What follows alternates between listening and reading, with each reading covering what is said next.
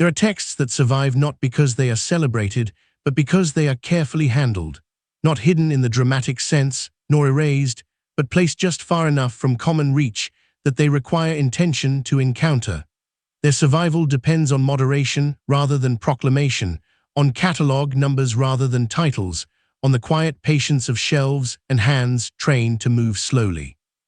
Within large institutions devoted to continuity, some writings are approached with a particular restraint. They are not denied, they are not openly taught, they are acknowledged through margins, through references that stop short of explanation. Over time, this creates a subtle atmosphere around them, not of secrecy, but of management. A shared understanding that certain ideas, once introduced, are difficult to contain again. The codex at the center of this account belongs to that atmosphere. It exists in fragments rather than certainty, in languages that resist simplification, preserved through transcription rather than endorsement. Its words have passed through generations of readers who seldom spoke of it directly, preferring instead to discuss its implications obliquely or to situate it just outside the boundaries of doctrine. What matters here is not whether the text is true or false, approved or rejected. What matters is how it is treated, how it is catalogued, how it is referenced without quotation, how it is preserved while remaining peripheral. The silence surrounding it is not empty, it is structured. Institutions that endure for centuries develop a distinct psychology. They learn which materials stabilize thought and which unsettle it. They learn that some writings require context that cannot be easily supplied, and that restraint can be a form of care as much as control. In this way, absence becomes a tool as effective as presence. This narrative does not seek to expose or accuse. It does not promise revelation.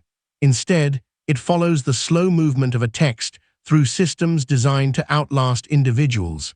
It listens to what is left unsaid and to the reasons silence can persist without ever being absolute.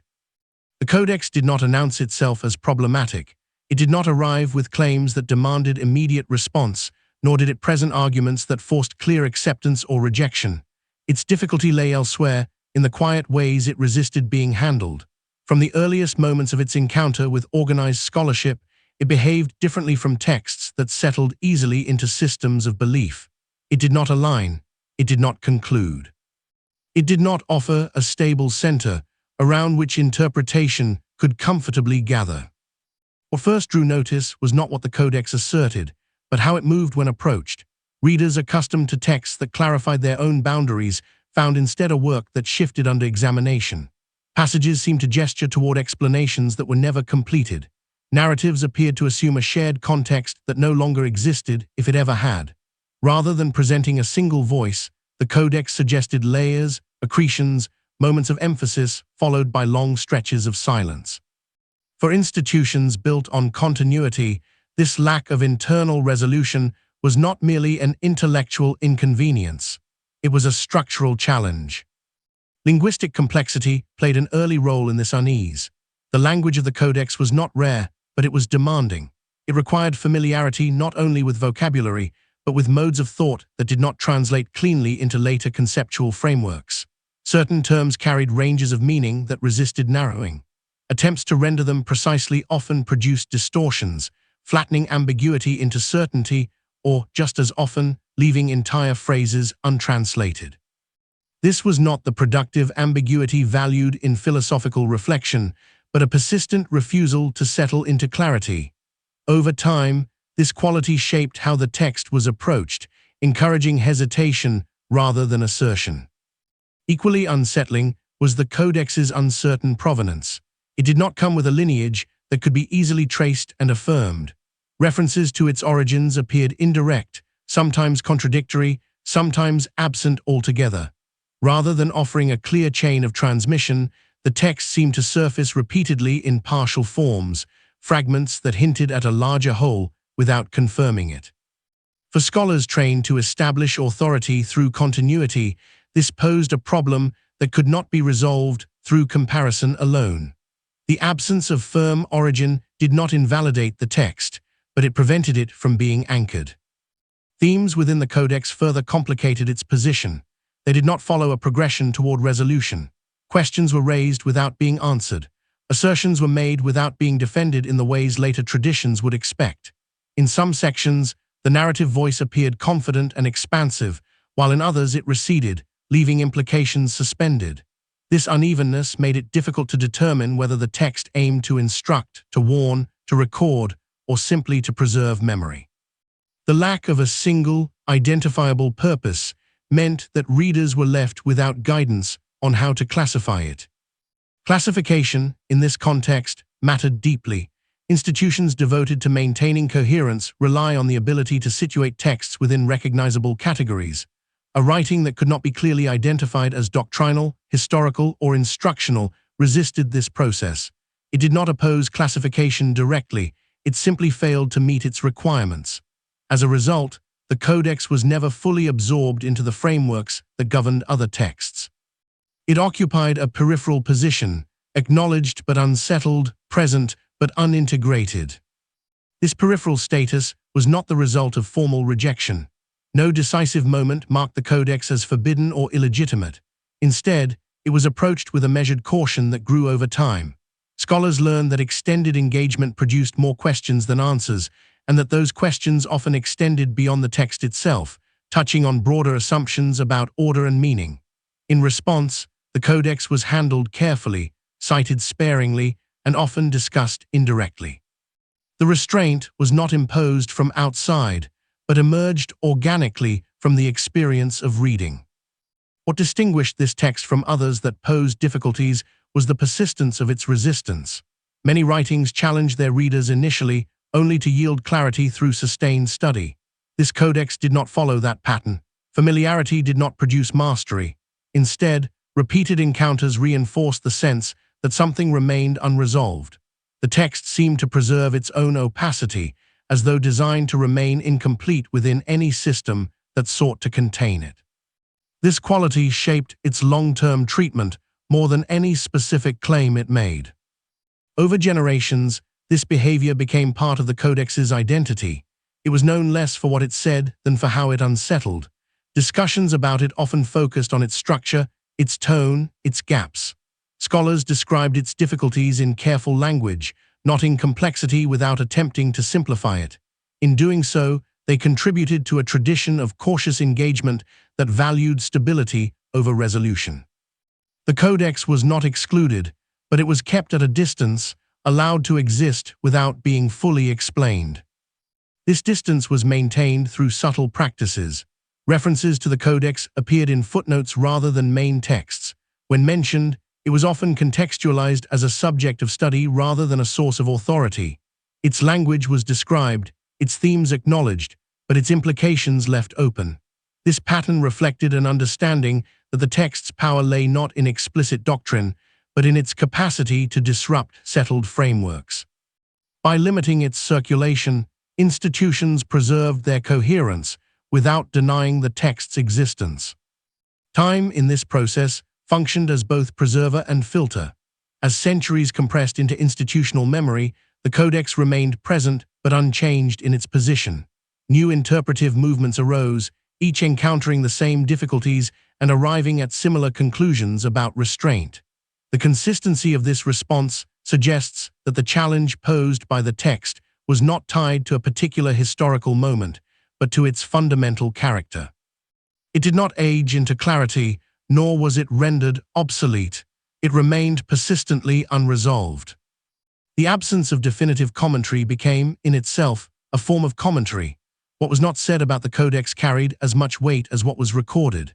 Silence did not indicate neglect, but careful consideration. The decision not to elaborate was repeated across generations, creating a pattern that signaled caution without declaration. In this way, the Codex shaped its own handling, guiding institutions toward a mode of engagement that prioritized containment over interpretation. This chapter, then, is not concerned with the text's claims or narratives, but with its behavior within systems designed to order knowledge. The Codex resisted simplicity not through confrontation, but through quiet complexity. Its refusal to settle into established categories prompted a response that was equally quiet, marked by distance, restraint, and ongoing uncertainty. These qualities, inherent to the text itself, set the conditions for everything that followed. The Codex's resistance did not diminish with familiarity. If anything, prolonged exposure sharpened awareness of its instability. Scholars who returned to it over the course of their working lives often reported a subtle shift in perception. What first appeared as mere difficulty gradually revealed itself as a deeper incompatibility with orderly systems of thought. The text did not simply resist interpretation, it resisted being finalized. Each attempt to frame it produced margins that grew wider rather than narrower, spaces where explanation thinned instead of accumulating. This quality affected how it was physically handled. Manuscripts that were frequently consulted developed visible patterns of use, annotations clustered around key passages, standardized markers indicating consensus or debate. The Codex showed a different pattern. Marginal notes were sparse and tentative, often limited to linguistic observations rather than interpretive claims. Where other texts accumulated layers of commentary, this one remained comparatively bare. The absence of dense annotation did not reflect neglect, but caution. Readers hesitated to leave definitive traces of interpretation, as though aware that later readers might find them misleading. Over time, this hesitation became habitual. The Codex was consulted selectively, often in controlled settings, rarely as a primary reference. It was treated as a subject for specialized inquiry rather than general study. This distinction mattered. Primary texts invite engagement and argument. Specialized texts invite observation. By shifting the Codex into the latter category, scholars effectively neutralized its disruptive potential without denying its importance. The text remained accessible, but only within carefully circumscribed intellectual boundaries. The unresolved nature of its themes contributed to this treatment. Many texts that challenge established frameworks do so by offering alternative structures, new systems that compete with existing ones. The Codex did not offer such a replacement. Its themes appeared suggestive rather than programmatic. They opened questions without proposing solutions, evoked possibilities without defining limits. This lack of closure made it difficult to integrate the text into debates that required clear positions. Without a stable thesis to accept or reject, discussion risked drifting into speculation. Institutions concerned with continuity tend to manage such drift carefully. Speculation, once introduced, is difficult to contain. It encourages connections that extend beyond the text itself, drawing in ideas from disparate domains. The Codex's openness invited this kind of expansion, not through explicit provocation, but through absence. What it left unsaid created space for inference, and inference, if left unchecked, could destabilize established interpretive norms. The decision to limit engagement was therefore a preventative measure rather than a reaction. This preventative approach was reinforced by the Codex's fragmentary survival. Portions appeared complete, others abruptly ended. References hinted at sections that no longer existed or perhaps never had. This fragmentation complicated efforts to reconstruct an authoritative version of the text. Any attempt to present it as a unified whole required speculation about missing elements. Rather than risk imposing coherence where none could be demonstrated, scholars often chose to leave gaps acknowledged but unfilled. The fragments were preserved, but the whole remained deliberately out of reach. Such decisions shaped the Codex's reputation. It became known as a text that resisted synthesis, one that could be studied but not resolved. This reputation circulated quietly within scholarly communities, transmitted through training rather than publication. Students learned which texts invited bold interpretation and which demanded restraint. The Codex belonged firmly in the latter category. Its handling became part of professional habit, passed down alongside methods of analysis and citation. The psychological dimension of this habit should not be underestimated. Scholars operating within long-lived institutions internalize certain expectations about stability and risk. They learn to distinguish between questions that can be pursued openly and those that require containment. The Codex consistently fell into the second category, not because it contradicted doctrine in a direct way, but because it complicated the boundaries that doctrine relied upon.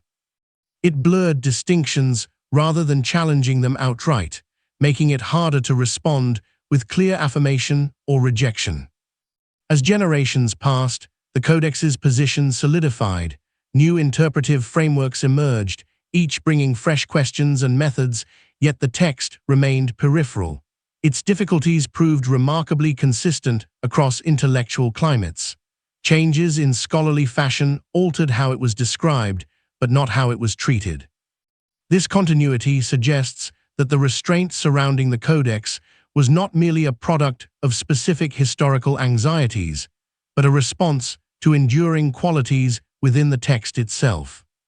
The absence of decisive commentary accumulated into a kind of institutional memory. Even without formal prohibition, there existed an understanding that the Codex required careful distance. This understanding did not need to be articulated explicitly, it was embedded in practice. Decisions about what to teach, what to publish, what to translate fully or partially all reflected this shared orientation.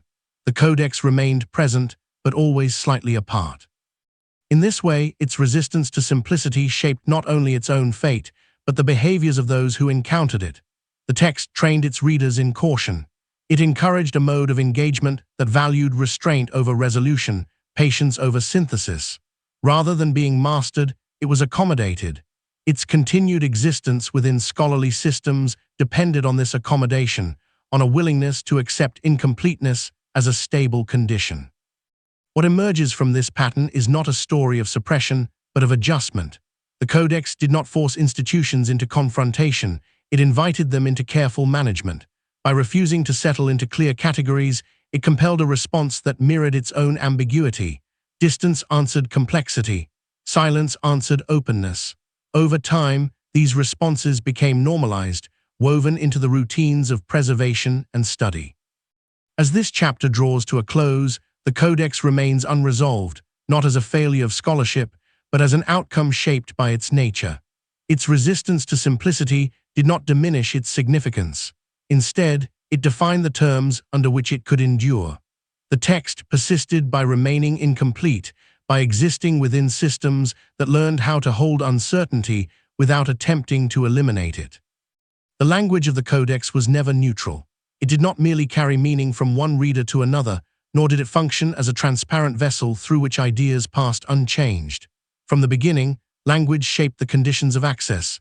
It determined who could approach the text directly and who would encounter it only through mediation. In this way, Aramaic did not operate as a gateway into understanding, but as a threshold that quietly narrowed the field of readers. Aramaic occupied a peculiar position within scholarly traditions. It was neither obscure nor widely accessible. It existed in an intermediate space, familiar enough to be recognized, demanding enough to exclude casual engagement. Mastery required prolonged training, immersion in grammatical structures that differed subtly from later standardized forms, and familiarity with idioms that resisted literal translation. For most readers, this alone placed the Codex beyond immediate reach. The text was not forbidden, it was simply difficult to enter. This difficulty shaped early encounters. Those who approached the Codex in its original language often did so with a heightened awareness of responsibility. To read Aramaic was not merely to decode words, but to navigate layers of implication embedded in syntax and rhythm. Certain phrases carried multiple potential meanings, none of which could be decisively privileged without imposing interpretive authority. As a result, readers learned to move cautiously, attentive not only to what the text might say, but to what it refused to specify. Translation introduced another layer of complexity. Rendering the Codex into more widely used languages was never a straightforward task. Each decision required judgment. Some terms could be translated directly, but others resisted equivalence. Translators faced choices, whether to preserve ambiguity at the cost of clarity or to clarify at the risk of distortion. In many cases, they chose restraint. Phrases were paraphrased gently, meanings softened, or explanatory notes added to signal uncertainty rather than resolve it. Equally significant were the decisions not to translate. Certain passages were left untouched, presented in the original language even within otherwise translated works. This practice served multiple purposes. It acknowledged the limits of translation, but it also functioned as a barrier. Readers without linguistic training were reminded that full access remained conditional. The untranslated sections acted as quiet markers of specialization, signaling that some aspects of the text were reserved for those prepared to engage at a deeper level. Over time, this pattern became institutionalized. The Codex circulated primarily among scholars who possessed the requisite linguistic competence. Its presence in broader compilations was mediated through summaries or indirect references rather than full translations. Language thus became a tool of containment. By limiting who could read the text directly, institutions preserved its ambiguity while preventing uncontrolled interpretation. The text remained available, but its audience was carefully narrowed. This narrowing was not accidental. Institutions concerned with coherence understand that language governs interpretation. A text rendered into a dominant language acquires a new life, one shaped by the assumptions and expectations of a broader readership. By keeping the Codex anchored in its original language, scholars slowed this process. They ensured that engagement remained deliberate, requiring effort and expertise. Language functioned as a buffer, absorbing potential disruption before it could spread. Scholarly mediation played a crucial role here. Those trained in Aramaic became intermediaries, positioned between the text and the wider intellectual community. Their role was not simply to translate, but to contextualize, to signal where certainty ended and speculation began. Often, this mediation took the form of cautious commentary rather than bold interpretation. Notes focused on grammatical structure, variant readings, and textual history, leaving thematic implications largely unexplored. This emphasis on form over meaning was itself a form of control. By foregrounding linguistic analysis, scholars redirected attention away from interpretive questions that might destabilize established frameworks. Discussions remained technical, grounded in philology rather than theology or philosophy. The Codex was treated as an object of study rather than a source of insight. Language allowed this repositioning, providing a legitimate scholarly focus that avoided deeper engagement. Time reinforced these practices. As generations of scholars inherited the same linguistic challenges, the same cautious habits were passed down. Training emphasized precision and restraint. Students learned to respect the limits of translation, to recognize when silence was preferable to conjecture. The Codex's language thus shaped not only access, but scholarly behavior. It cultivated a discipline of hesitation, a recognition that not all meanings were meant to be resolved. The cumulative effect of this discipline was significant. The Codex remained present within academic memory, yet its influence was diffused. Without widely circulated translations, it did not enter popular discourse. Without definitive renderings, it did not anchor doctrinal debate. Its language kept it suspended in a state of partial availability, known but not assimilated. This suspension was not a failure of scholarship, but a strategy of preservation. Language also preserved the text's internal ambiguity. Aramaic's capacity for layered meaning allowed the Codex to retain its openness. Where translation might have forced choices, the original language held them in balance. Scholars recognized this and often preferred to cite the original phrasing rather than commit to a single interpretation. In doing so, they maintained the text's resistance to closure, allowing it to remain unresolved across centuries. The Codex's linguistic status thus shaped its long-term treatment. It was neither silenced nor amplified. It occupied a controlled space where access required preparation and interpretation required restraint. Language did not unlock the text, it regulated it. Through grammar, vocabulary, and the limits of translation, the Codex was buffered against simplification. This chapter, then, does not present language as a neutral medium, but as an active force in the management of knowledge. Aramaic did not merely convey the Codex's content, it shaped its fate. By functioning as a barrier rather than a gateway, it ensured that the text remained within a narrow circle of engagement, preserving ambiguity without resolving it. Language became an institutional ally, quietly maintaining distance where clarity might have provoked disruption.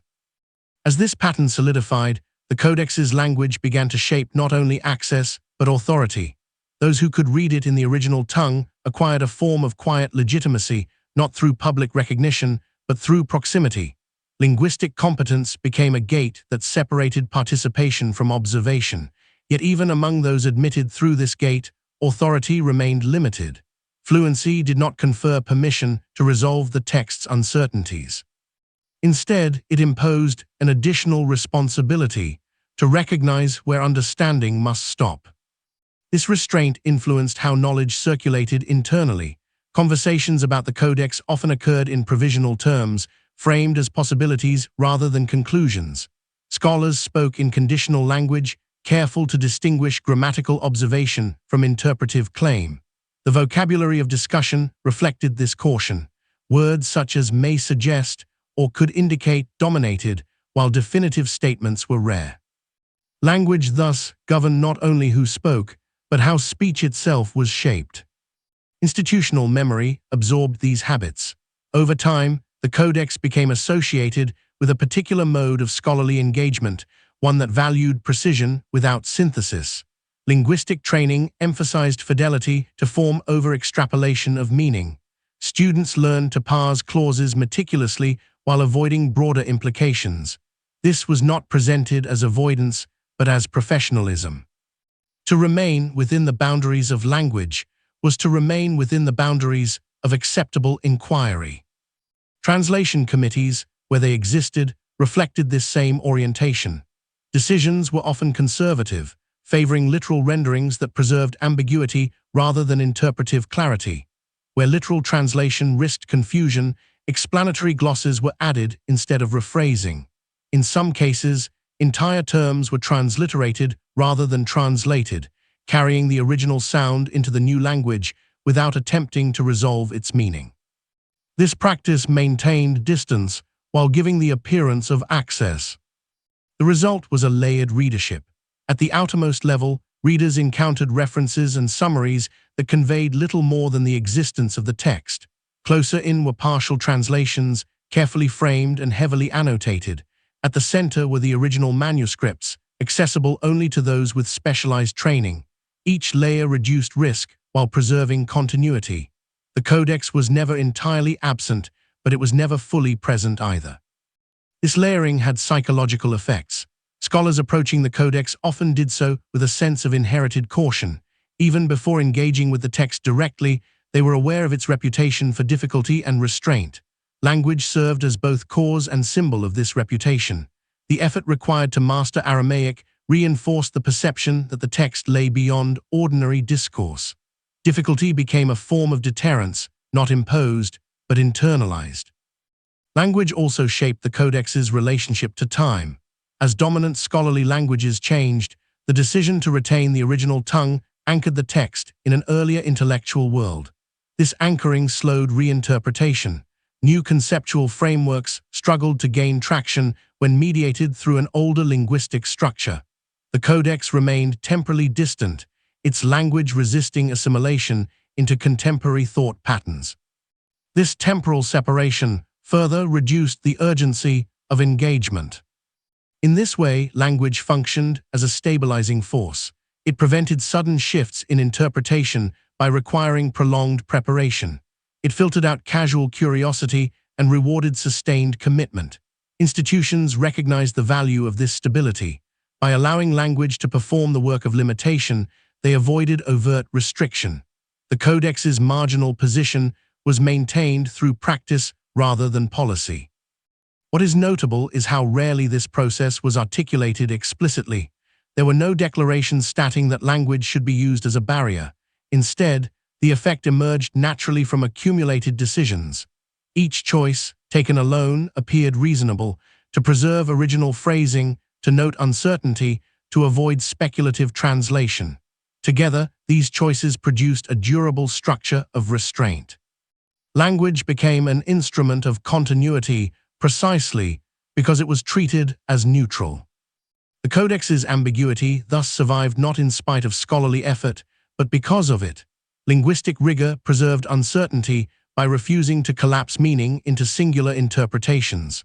Scholars protected the text from misrepresentation by protecting it from resolution.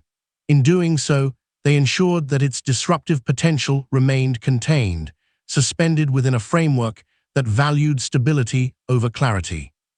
This containment did not diminish the Codex's significance. On the contrary, its linguistic distance contributed to its enduring presence. Texts that are fully translated and integrated risk being absorbed and neutralized. The Codex avoided this fate. Its language kept it slightly apart, maintaining a tension between accessibility and exclusion. This tension sustained interest without encouraging proliferation. As this chapter draws to a close, language emerges not as a passive medium, but as an active participant in the Codex's history. Aramaic shaped who could read, how they could speak, and what they could responsibly claim. Translation choices reinforced hesitation. Untranslated passages marked boundaries. Together, these practices formed an institutional buffer that preserved ambiguity without resolving it. The Codex remained, held in place by grammar and syntax, by decisions to pause rather than conclude. Language did not open the text to the world. It taught the world how to keep its distance. The Codex did not disappear into obscurity. It was not hidden away nor removed from institutional memory. Instead, it entered a different kind of order, one defined less by interpretation than by placement. Large collections do not preserve texts through attention alone. They preserve them through systems, catalogues, classifications, descriptive conventions that determine how a work is encountered, if it is encountered at all. For a text that resisted doctrinal clarity, these systems became the primary means of management. Within extensive archives, classification is never neutral. Each text must be assigned a place, a description, a relation to surrounding materials. These decisions appear technical, even mundane, yet they shape intellectual access more effectively than overt restriction. The Codex, when it entered such systems, posed a problem not of legitimacy, but of fit. It did not align comfortably with established categories. It was not clearly exegetical, nor purely historical, nor easily relegated to commentary. Its themes overlapped multiple domains without settling into any of them. Faced with this ambiguity, catalogers relied on restraint. Descriptions were brief and carefully worded. Titles were preserved without elaboration. Subject headings avoided interpretive language. Rather than explaining what the Codex meant, catalogs recorded what it was, or more precisely, what it appeared to be.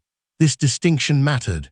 To describe a text without interpreting it is to acknowledge its presence while limiting its influence. The Codex was stabilized not by being understood, but by being placed. Filing systems reinforced this stabilization. In large collections, physical and conceptual proximity guides discovery. Texts shelved together are assumed to share relevance. By positioning the Codex among specialized or marginal materials, institutions ensured that it would be encountered primarily by those already engaged in focused research. It did not sit alongside foundational works or widely consulted references. Its placement quietly signaled that it required context, preparation, and discretion. Marginal references played a similar role. When the Codex appeared in indices or cross-references, it was often cited obliquely. References pointed toward it without directing attention forcefully. The effect was subtle. The text remained traceable for those who sought it, yet it did not assert itself within broader scholarly pathways. Discovery required intention. Accidental encounter was unlikely. This approach reflects a broader institutional psychology. Long-lived collections are designed to manage not only information, but risk. They balance preservation with containment, ensuring that materials endure without destabilizing established frameworks. For texts that resist integration, classification becomes a form of control that avoids confrontation. Nothing is prohibited. Everything is ordered. The Codex benefited from this order in one sense. Its survival was secured. Proper classification protected it from neglect and loss, yet that same order defined the terms of its engagement. By reducing the text to a catalog entry, institutions transformed it into an object rather than a participant in ongoing discourse. It could be studied, referenced, verified as existing, but rarely invoked as authoritative. Descriptive restraint was central to this transformation. Catalog entries avoided evaluative language. They did not warn, endorse, or explain. This neutrality created an appearance of objectivity while maintaining distance. Readers encountering the Codex through these descriptions received little guidance on its significance. Without interpretive cues, the text remained inert unless activated by specialized interest. Over time, these practices produced consistency. Successive generations of catalogers inherited established descriptions and classifications. Altering them would have required justification, and justification implied engagement. In the absence of pressing need, stability prevailed. The Codex's position became fixed not through deliberate policy, but through inertia reinforced by professional norms. This inertia should not be mistaken for indifference. The care invested in classification reflects awareness. Decisions about where to place a text, how to describe it, and what references to include are deliberate, even when understated. In this case, understatement was the point. The Codex was acknowledged without being foregrounded, preserved without being promoted. Such management illustrates a principle often overlooked. Control does not require suppression. Suppression draws attention. Placement diffuses it. By embedding the Codex within systems that prioritized order over interpretation, institutions achieved stability. The text existed within the archive, yet its capacity to provoke was muted. The systems themselves became the primary actors.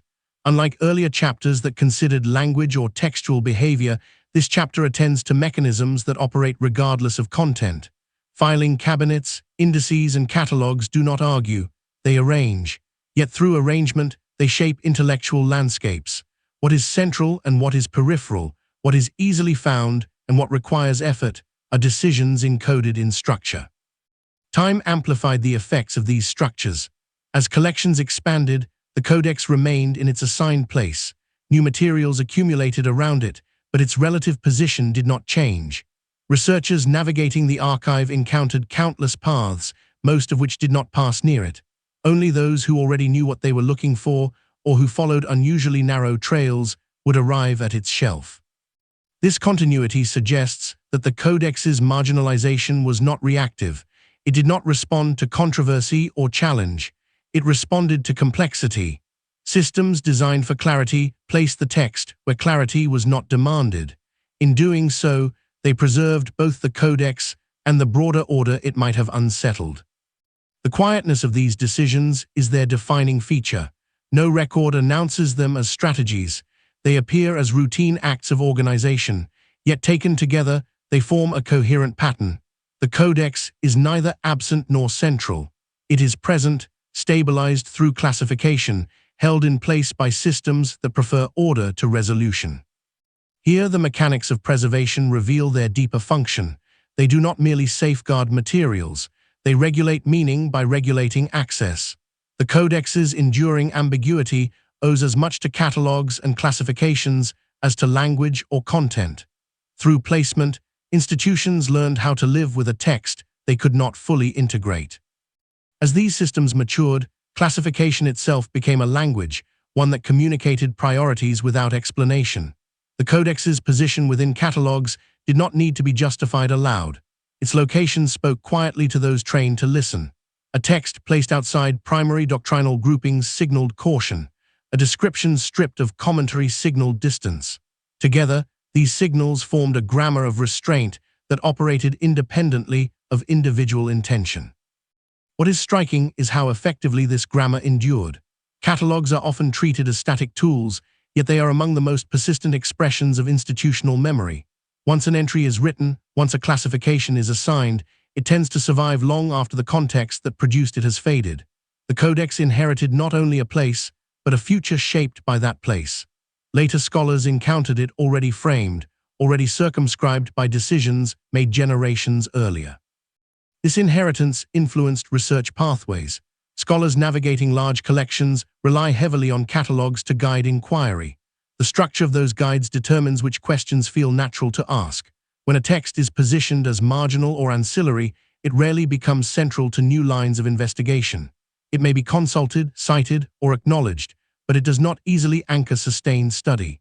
The Codex's classification ensured that it remained adjacent rather than foundational. Indices reinforced this adjacency.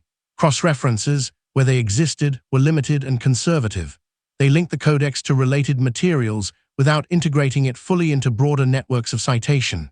This selective connectivity reduced the likelihood that the text would be drawn into debates where its unresolved qualities might demand attention.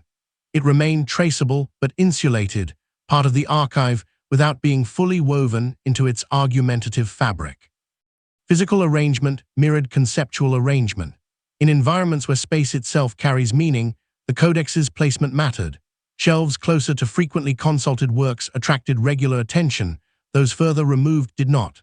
The codex often occupied spaces associated with specialized or transitional materials, areas visited by intention rather than habit. This physical distance translated into intellectual distance, reinforcing patterns established in catalogues and indices. Such arrangements did not require constant oversight. Once established, they functioned automatically. Archivists and librarians maintained order by following existing systems, not by re-evaluating each text's significance. This procedural continuity ensured that the codex's status remained stable. Change would have required deliberate intervention, and intervention would have implied reassessment. In the absence of necessity, the system preferred stillness. Remembering this helps clarify the nature of institutional control at work. There was no singular moment of decision, no directive that declared the codex problematic. Instead, there was accumulation. Each small act of classification, each restrained description, each conservative cross-reference contributed incrementally to a durable outcome. Control emerged not through assertion, but through repetition. The codex's endurance within this framework reveals another dimension of preservation. Archives are not neutral repositories, they are curated environments shaped by values of order and sustainability. Texts that integrate smoothly reinforce these values. Texts that resist integration require management. Classification offered a solution that preserved the codex materially while containing its interpretive impact. This containment did not eliminate scholarly curiosity. Rather, it redirected it. Researchers interested in the codex approached it as an anomaly, a special case requiring methodological caution. Studies focused on its textual history, its manuscript variations, its cataloging lineage. These approaches generated knowledge without destabilizing broader structures. The codex became an object of archival study rather than a catalyst for reinterpretation. Over long spans of time, this shift mattered. Texts that become objects rather than interlocutors lose a certain immediacy. They remain present, but their voice is mediated by systems that frame how they are encountered. The codex spoke through catalog entries and shelf locations before it spoke through its words. For many, that was sufficient to define its significance. The absence of dramatic suppression also shaped perception. Because the codex was not banned or destroyed, its marginal status appeared natural. Its limited circulation could be attributed to complexity rather than choice. Classification disguised decision-making beneath the appearance of neutrality. This disguise was effective precisely because it aligned with professional norms that valued order over controversy. In this sense, the archive itself became a participant in the codex's history. The systems that preserved it also shaped how it was remembered. They ensured continuity without amplification. The codex survived, but it survived quietly, embedded in structures that discouraged disruption. This quiet survival may explain its persistence. Texts that provoke overt conflict often face elimination. Texts that are carefully placed endure. As centuries passed, the codex's classification acquired a kind of authority. Later scholars were less inclined to question why it was situated where it was. The system's longevity suggested correctness. Stability became justification. In this way, early decisions echoed forward, shaping access long after their makers were gone. What remains notable is how little attention these mechanisms receive. Catalogues and filing systems are often considered background, mere infrastructure, yet in this case, they were decisive. They allowed institutions to hold an unresolved text without being forced to resolve it. They transformed ambiguity into manageability. By focusing on systems rather than individuals, this chapter reveals a form of institutional intelligence that operates quietly and effectively. The codex was not silenced, it was arranged. Through arrangement, it was rendered stable. Control was achieved not through suppression, but through placement, a method subtle enough to persist without resistance.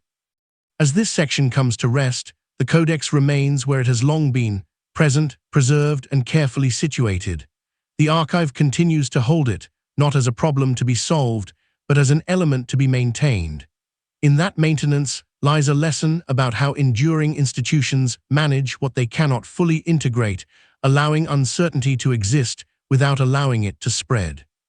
Scholars encountered the Codex long before they ever spoke about it. Often, the first engagement was private, occurring in the quiet spaces reserved for concentrated reading, where institutional expectations were felt more than articulated. There was no instruction forbidding attention, no warning attached to the manuscript itself. Yet those who approached it sensed immediately that this was a text to be handled differently.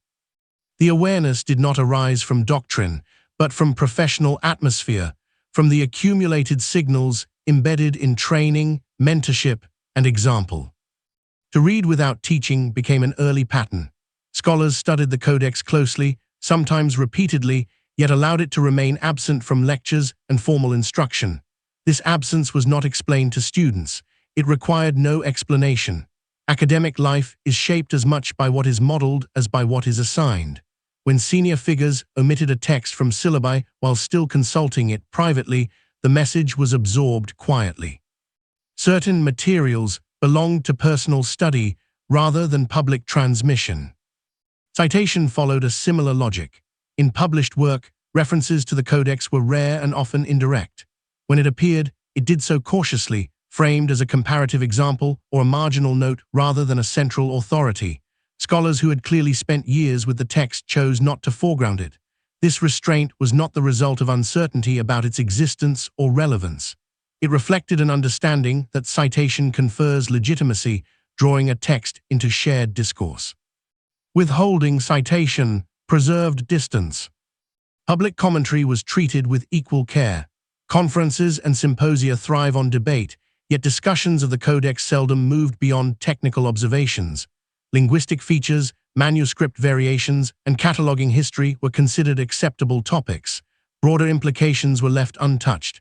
Silence in this context was not ignorance, it was discipline. Scholars learn that some questions, once voiced publicly, acquire momentum that cannot easily be contained. This discipline shaped professional posture. Hesitation became a sign of seriousness rather than weakness. To speak cautiously signaled awareness of complexity and respect for institutional continuity. Young scholars absorbed this posture early, often without explicit instruction. They observed how senior colleagues framed their remarks, how certain subjects were approached obliquely or deferred entirely. Over time, restraint ceased to feel imposed. It became habitual. Acknowledgement without endorsement emerged as a refined practice. Scholars might note the Codex's existence, recognize its historical persistence, or mention its influence indirectly, all without adopting its perspectives or integrating its themes. This allowed them to demonstrate awareness while maintaining alignment with established frameworks. The balance was delicate. Too much engagement risked drawing attention, too little risked appearing uninformed. Navigating this balance became part of professional skill. Institutional expectations reinforced these behaviors subtly. Advancement depended not only on originality, but on judgment. Scholars learned which lines of inquiry were considered productive and which were viewed as distracting. The Codex occupied an ambiguous position. It was intellectually intriguing, yet professionally peripheral. Time spent on it rarely translated into recognition or advancement. As a result, engagement remained largely private, sustained by personal curiosity rather than institutional reward. Mentorship played a significant role in transmitting these norms. Advisors did not forbid research on the Codex, but they often redirected students towards safer topics. Advice was framed pragmatically, emphasizing feasibility, clarity, and reception. Over time, students internalized the lesson that certain materials were best left at the margins of formal scholarship. The Codex became one of these materials, not because it lacked importance, but because it resisted productive closure. This internalization had lasting effects. Scholars carried the Codex with them as a background presence, informing their understanding without shaping their output directly. It influenced how they thought about texts, ambiguity, and authority, even when it was not named. The Codex functioned as a silent reference point, a reminder of the limits of interpretation and the value of restraint.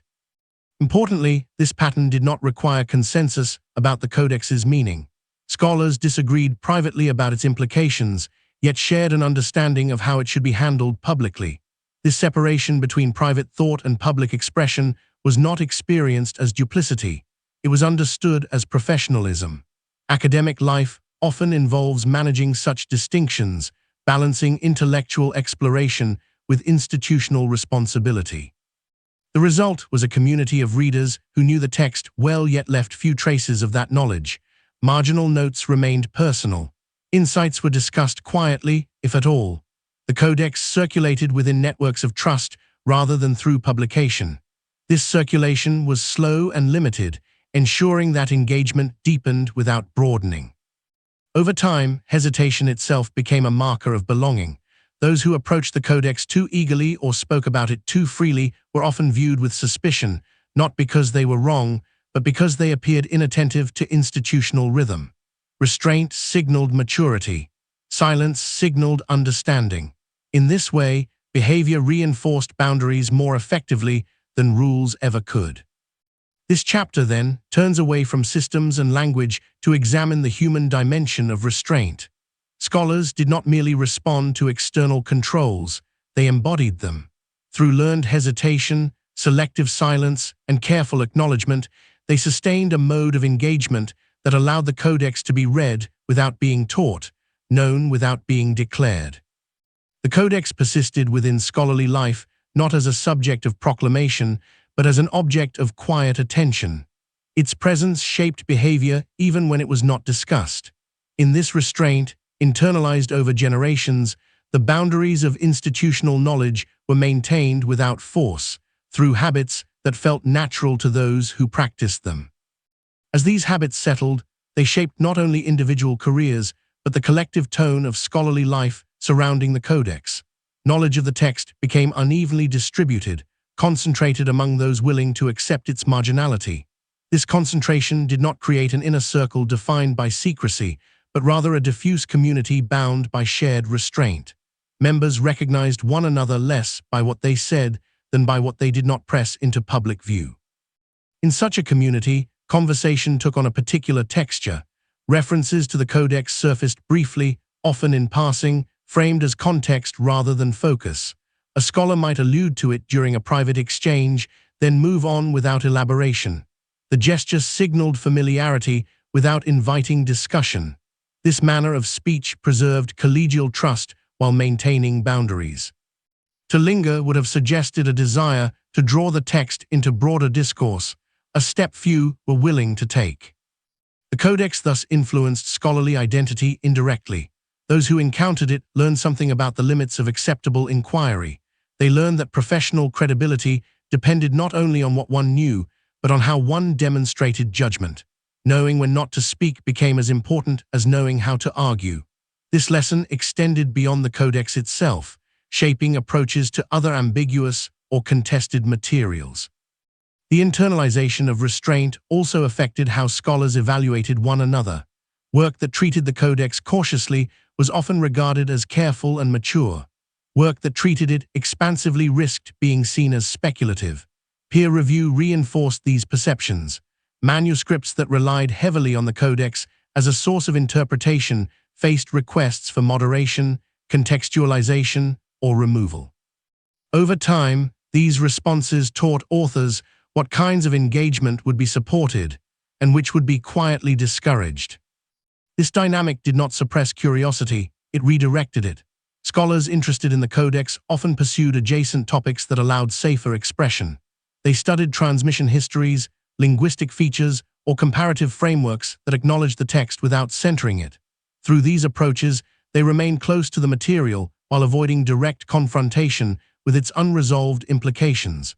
The Codex became a background influence, shaping inquiry without being named as its source. Teaching reflected this redirection. Courses addressed related themes, historical contexts, and methodological questions that orbited the Codex without incorporating it directly. Students were introduced to the idea that some texts exist on the margins of formal curricula, accessible through independent study rather than instruction. This implicit lesson reinforced the separation between private reading and public teaching. The Codex remained outside the classroom, even as it informed the intellectual environment. Such separation required emotional discipline. Scholars learned to tolerate unresolved questions, to live with ambiguity without demanding closure. The Codex provided continual practice in this tolerance. It reminded readers that not every text yields to synthesis, and that insisting on resolution can distort understanding. This recognition, once internalized, influenced scholarly temperament more broadly, encouraging patience and caution in other areas of study. The Codex also shaped attitudes toward authority. Because it resisted endorsement, scholars learned to distinguish between acknowledgement and validation. They could recognize a text's historical presence without granting it normative weight. This distinction proved valuable in navigating other complex materials. It allowed scholars to engage with diversity of thought while maintaining institutional coherence. Over time, the pattern of reading without teaching produced an unusual form of continuity. Knowledge persisted through individuals rather than through formal transmission. As scholars retired or passed on, their private familiarity with the Codex was replaced by that of others who discovered it anew. The absence of public pedagogy ensured that each generation approached the text independently, guided by the same institutional signals but without inherited interpretation. This independence contributed to the Codex's enduring ambiguity. Without a dominant scholarly narrative, interpretations remained fragmented and provisional. No single reading gained authority. The text's meaning stayed dispersed among individual readers, never coalescing into a shared account. Institutions, in turn, benefited from this dispersion. Without consensus, there was no pressure to integrate the Codex into formal structures of teaching or doctrine. The human cost of this arrangement was subtle but real. Scholars invested time and attention in a text that offered little professional return. Their engagement was sustained by personal interest rather than institutional reward. Yet many accepted this cost willingly. The Codex offered something rare, an encounter with limits. It reminded scholars that not all knowledge could be organized, and that some texts exist precisely to resist assimilation. In this way, the Codex functioned as a quiet teacher, even as it was not taught. It instructed scholars in humility, in restraint, in the ethics of interpretation. These lessons were not articulated, but absorbed through practice. The decision not to cite, not to lecture, not to resolve became part of a shared professional sensibility. As the chapter settles, the figure of the scholar emerges not as a lone reader, but as a participant in a long tradition of cautious engagement. Reading without teaching, knowing without declaring, acknowledging without endorsing, these practices did not arise from fear or prohibition. They arose from a collective judgment about how best to live with a text that resisted integration. The Codex remained present in scholarly life as a quiet companion, shaping behavior through its demands for restraint. Its influence was felt not in syllabi or publications, but in habits of thought and speech. Through these habits, internalized over generations, institutions maintained their boundaries without overt enforcement, relying instead on the learned discretion of those who read carefully and spoke sparingly. The survival of the Codex depended on an arrangement that at first appears contradictory. It was preserved with care, sometimes with exceptional care, while remaining largely absent from the currents of active discussion. Its material form was protected, stabilized, repaired, and transmitted across generations, even as its conceptual presence was held at a distance. This separation between physical preservation and intellectual circulation formed the quiet center of its endurance. Institutions responsible for long-term custody developed refined practices for conservation. Manuscripts were assessed for fragility, environmental conditions were adjusted, bindings were reinforced or replaced when necessary. These actions were deliberate and methodical, reflecting a commitment to safeguarding the object itself. The Codex benefited from these practices fully. It was not neglected, nor treated as expendable. Its continued existence was ensured through attention that required resources, expertise, and time. Yet this care did not translate into promotion. Preservation addressed vulnerability of material, not relevance of meaning. The Codex was stabilized as an artifact, not advanced as a source. This distinction was crucial. By separating the responsibility to preserve from the decision to circulate, institutions avoided conflating endurance with endorsement. The text could survive without being assimilated. Circulation introduces momentum. Texts that move widely acquire readers who respond, interpret, and extend their influence. The Codex was shielded from this process not through restriction, but through inertia. Access was possible but not facilitated. Consultation required intention, familiarity with archival systems, and often personal initiative. Without pathways that encouraged engagement, the text remained largely stationary within intellectual life. This stationarity was reinforced by the way preservation was framed. Conservation records focused on physical condition rather than content. Reports documented damage, repair, and storage, but rarely addressed interpretation. In this documentation, the Codex appeared as matter rather than message. This framing shaped institutional memory. The text was remembered as something to be kept safe, not something to be actively engaged. Over time, this approach normalized distance. Scholars encountering the Codex within an archive sensed that its preservation signaled importance, but not necessarily relevance. It was treated as part of heritage rather than discourse. Heritage invites respect and care, but it does not demand interpretation. By situating the Codex within this category, institutions preserved it without inviting debate. This separation also reduced risk. Texts that circulate widely are exposed to reinterpretation, misreading, and appropriation beyond their original contexts. The Codex's limited circulation minimized these possibilities. Its ambiguity remained intact, protected from the simplifying pressures of broader readership. Conservation served not only to protect the material, but to protect uncertainty itself. Physical care thus became a means of containment. The more securely the Codex was preserved, the less need there was to engage with its implications. Its continued existence could be acknowledged without confronting the questions it raised. This dynamic inverted common assumptions about preservation. Rather than keeping a text alive through use, institutions kept it stable through restraint. The Codex's absence from discourse was therefore not a sign of neglect. It was an outcome of deliberate prioritization. Preservation satisfied institutional responsibility to the past, while non-circulation protected the present from disruption. This balance allowed the text to endure without demanding resolution. Time strengthened this balance. As generations passed, the Codex became increasingly distant from active debates. New materials entered circulation, new frameworks emerged, yet the Codex remained where it had long been. Its preservation continued uninterrupted, while its interpretive isolation deepened. The longer it survived without circulation, the more natural that absence appeared. This naturalization mattered. Absence that persists becomes invisible. Scholars no longer asked why the Codex was not discussed, they simply accepted that it was not. Preservation without circulation became the default state, requiring no justification. The paradox dissolved into routine. Material survival also conferred a particular authority.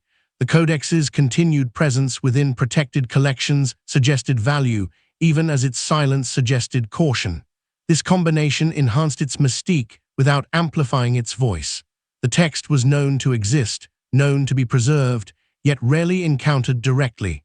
Its authority lay in endurance rather than argument. Importantly, this arrangement did not preclude all engagement. Specialists continued to consult the Codex for specific purposes, often related to textual history or comparative study. These engagements were contained within narrow scopes, unlikely to spill into broader discourse.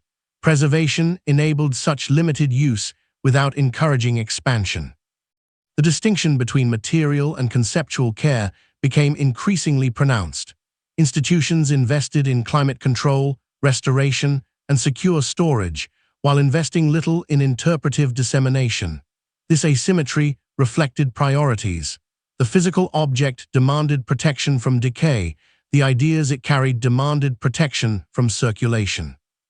As this chapter unfolds, the Codex appears not as a suppressed text, but as a stabilized one. Its survival depended on being held in place, preserved without being propelled. Conservation ensured continuity, while non-circulation ensured control. Together, they formed a durable strategy that allowed the text to persist without integrating into the intellectual bloodstream. This paradox, preservation without circulation, reveals how institutions manage materials that cannot be easily absorbed. By caring for the object while distancing the idea, they honor responsibility to history while maintaining coherence in the present. The Codex remains intact and quiet, preserved as matter, contained as meaning. As this pattern continued, preservation itself became a language through which institutions communicated restraint. The Codex's stable physical condition spoke of care, yet its limited visibility spoke of boundaries. Together, these signals conveyed a message that required no explanation. The text was to be kept, not activated. It was to endure, not to circulate. This understanding did not depend on policy statements or prohibitions. It emerged from practice, repeated, and maintained over long spans of time. The routines of conservation reinforced this message quietly. Manuscripts were inspected periodically, their condition recorded with precision. Damage was addressed promptly, not deferred. Storage protocols were followed meticulously.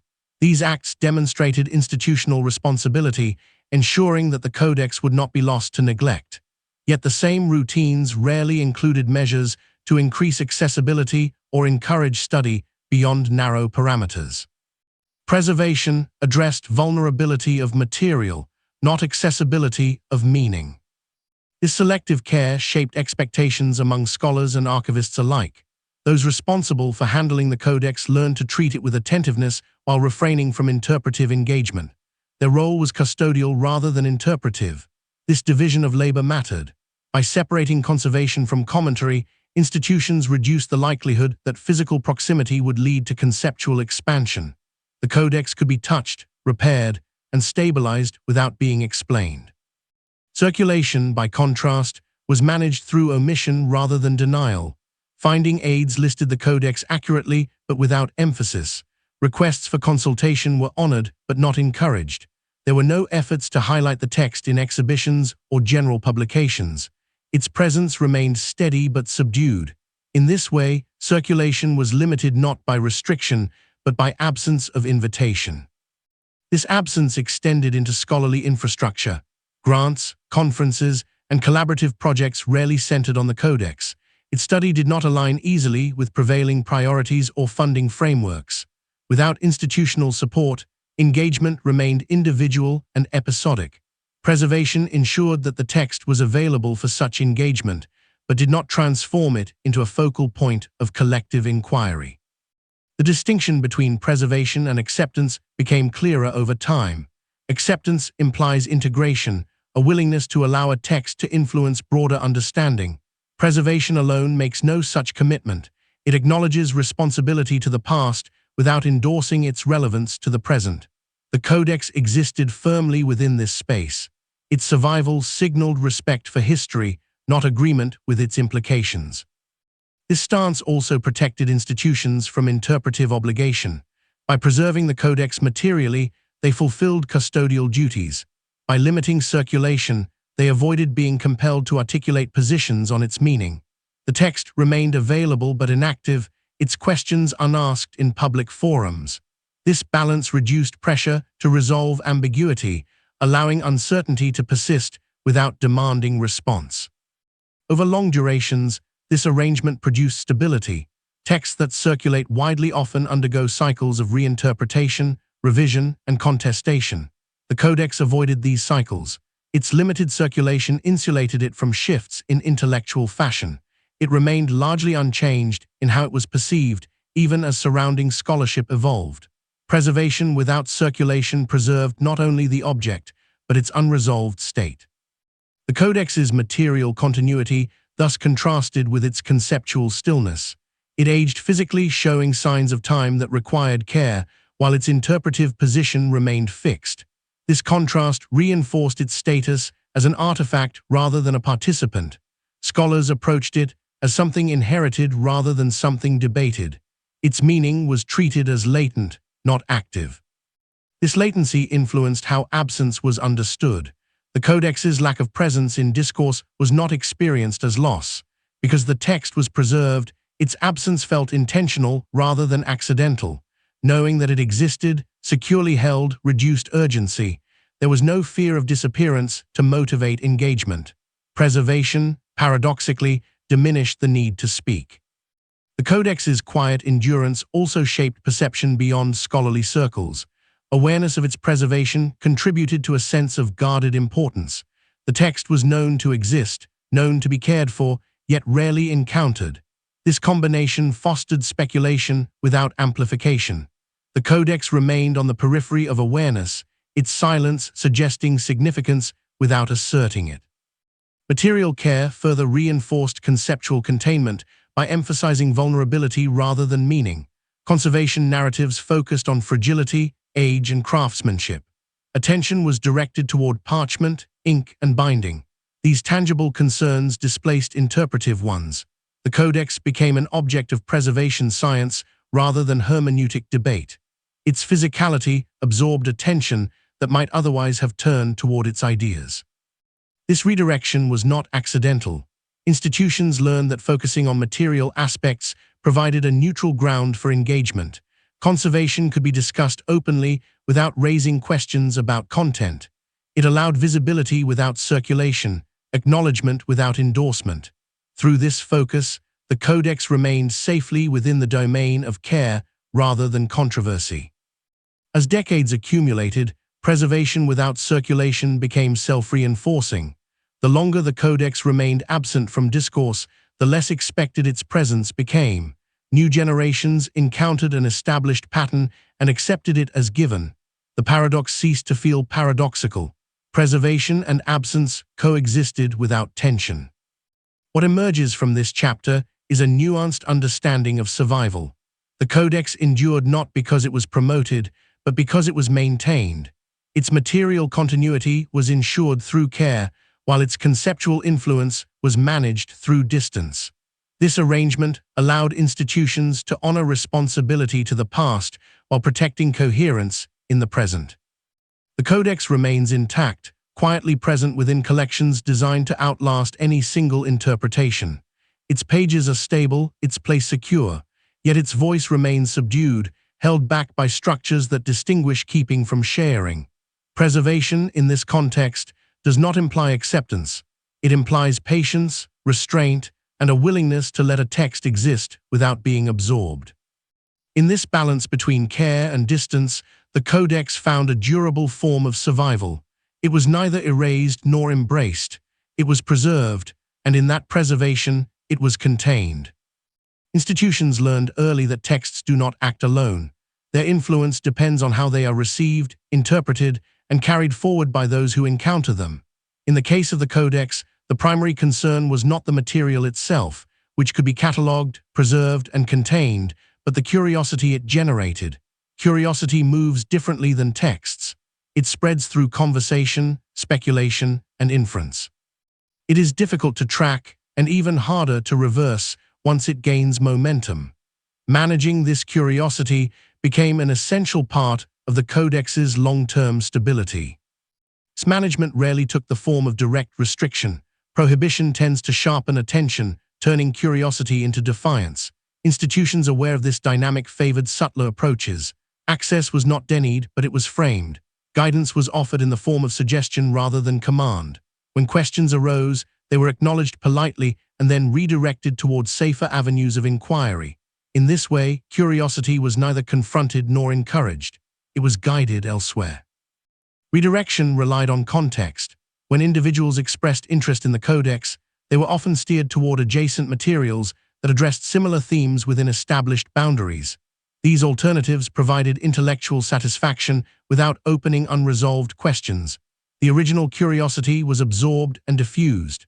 The Codex remained present in the background, but the immediate energy of inquiry was transferred to texts that could be discussed more openly. This practice rested on an implicit distinction between information and interpretation. Institutions recognized that information alone rarely destabilizes.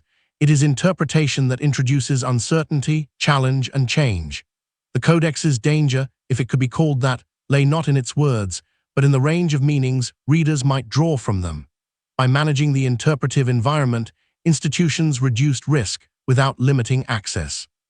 Educational settings played a key role in this environment. Curricula emphasized interpretive frameworks that prioritized coherence and closure. Students learned how to approach texts through established methodologies, which implicitly signaled which kinds of questions were appropriate. Curiosity that aligned with these frameworks was rewarded. Curiosity that wandered beyond them was gently corrected. The Codex, falling outside these frameworks, rarely became a focal point of instruction. This correction was seldom explicit. Instead, it appeared as guidance toward productive research questions, encouragement to pursue topics with clearer boundaries, or advice about professional viability. Such guidance framed redirection as support rather than control. Individuals were led to believe they were making independent choices, even as institutional expectations shaped those choices. Public discourse was managed in similar ways. When references to the Codex appeared in lectures or publications, they were often contextualized as historical curiosities or peripheral influences. This framing reduced the likelihood that audiences would pursue the text independently. Curiosity was satisfied at a surface level, preventing deeper engagement that might generate uncontrolled interpretation. Silence also functioned as a tool. Questions left unanswered can lose urgency when no response amplifies them. Institutions allowed certain lines of inquiry to fade through lack of engagement. Without opposition to sharpen interest, curiosity dissipated naturally. This approach required patience, but patience was a resource institutions possessed in abundance. The management of curiosity extended beyond scholars to broader audiences. Public access to information increased over time, yet the Codex remained largely absent from popular channels. This absence was not enforced through censorship, but through selection. Exhibitions, publications, and educational materials highlighted texts that reinforced shared narratives. The Codex did not fit easily into these narratives and was therefore omitted. Curiosity never had a chance to form. When curiosity did arise unexpectedly, institutions responded with moderation. Statements emphasized complexity, uncertainty, and the provisional nature of interpretation. Such language discouraged definitive conclusions and reduced the appeal of speculation. By framing the Codex as difficult and unresolved, institutions made it less attractive as a source of clear insight. This moderation reflected an understanding of human psychology. People are drawn to clarity and resolution. By presenting the Codex as resistant to both, institutions reduced its appeal without denying its existence. Curiosity requires promise. Where promise is absent, interest wanes. The effectiveness of this approach depended on consistency. Mixed signals could reignite curiosity. Clear discouragement might provoke challenge. Instead, institutions maintained a steady tone of cautious acknowledgement. Over time, this tone shaped expectations. Audiences learned which topics invited exploration and which were better left alone. Importantly, this management did not rely on deception. Information about the Codex was accurate when offered. What was managed was emphasis. Institutions chose when to speak and when to remain silent. They controlled the pace and context of disclosure. In doing so, they guided curiosity toward stability. This guidance extended into informal spaces. Conversations among scholars, advisors, and students reinforced shared understandings. Remarks about professional focus, methodological rigor, and scholarly responsibility all contributed to an environment where certain curiosities felt out of place. The Codex occupied one of these places, known but rarely pursued. Over time, the distinction between dangerous and acceptable curiosity became internalized. Individuals learned to evaluate their own interests through institutional lenses. Questions that might lead toward instability were self-censored. Curiosity was shaped before it reached expression. The Codex no longer required active management. Its audience managed itself. This self-management reveals the depth of institutional influence. Control was achieved not through rules, but through norms. The Codex's presence no longer threatened disruption because curiosity around it had been trained into restraint. Interpretation remained contained because interest never reached critical mass. This chapter, then, shifts focus from texts and systems to audiences. It shows how institutions manage response rather than content, getting curiosity away from paths that might destabilize coherence. The Codex remained available, but the conditions under which it could provoke interpretation were carefully regulated. The danger lay not in the information itself, but in what uncontrolled curiosity might do with it. By redirecting that curiosity, institutions preserved both the text and their own stability, allowing uncertainty to exist quietly without spreading. Over time, this redirection produced a subtle shift in how curiosity itself was understood. Rather than being treated as a neutral impulse, curiosity became something to be evaluated, shaped, and moderated. Within institutional culture, not all questions were equal. Some were framed as constructive, others as distracting. This hierarchy did not need to be stated explicitly. It was conveyed through patterns of response, through which inquiries were met with engagement and which were met with polite deferral. The Codex occupied a position that made this hierarchy visible. Interest in it was rarely challenged directly, yet it was seldom nurtured. Questions were acknowledged, then set aside. Suggestions were offered that led elsewhere. Over time, those drawn to the Codex learned to adjust their expectations. Curiosity became quieter, more private, less insistent. The text did not lose its capacity to provoke interest, but the pathways through which that interest could develop were narrowed. Institutions also learned to manage curiosity by controlling tempo. Immediate answers invite further questions. Delayed responses dissipate momentum. Requests for access or information about the Codex were often met with processes that took time: consultations, permissions, scheduling. These procedures were not obstructive, but they slowed engagement. Curiosity, which thrives on immediacy, lost urgency when confronted with patience. Delay became a form of moderation. This temporal management extended to publication. Research touching on the Codex moved slowly through review, revision, and approval. Caution was framed as rigor. Authors were encouraged to contextualize extensively, to qualify claims, to limit scope. The resulting work, when it appeared, rarely sparked widespread interest. By the time it reached an audience, its edges had been softened, its provocations absorbed into careful language. Audience size also mattered. Institutions understood that curiosity behaves differently in small groups than in large ones. Limited discussion among specialists could be contained, broad exposure could not. The Codex was therefore kept within narrow circles. Conferences addressing it were specialized and sparsely attended. Publications appeared in venues read primarily by those already trained in restraint. The text remained insulated from mass attention. The management of curiosity was reinforced by narrative framing. When the Codex was mentioned, it was often described as complex, fragmentary, and unresolved. These descriptors were accurate, yet they also served a function. They signaled that the text did not offer clear insight or usable conclusions. For many audiences, this reduced appeal. Curiosity tends to gravitate toward materials that promise understanding. The Codex promised none. This framing did not deny the Codex's importance. Instead, it repositioned importance as something quiet and technical rather than transformative. The text mattered as an object of study, not as a source of revelation. This distinction allowed institutions to acknowledge its presence while neutralizing its capacity to attract speculative interest. Importantly, this approach respected the intelligence of audiences. Rather than treating curiosity as a problem to be suppressed, institutions treated it as a force to be guided. They assumed that given sufficient context and caution, individuals would make appropriate choices. This assumption proved largely correct. Over time, curiosity aligned itself with institutional expectations, seeking expression where it would be rewarded and withdrawing where it would not. This alignment produced a form of self-regulation. Scholars learned to anticipate responses before they occurred. They adjusted their questions accordingly.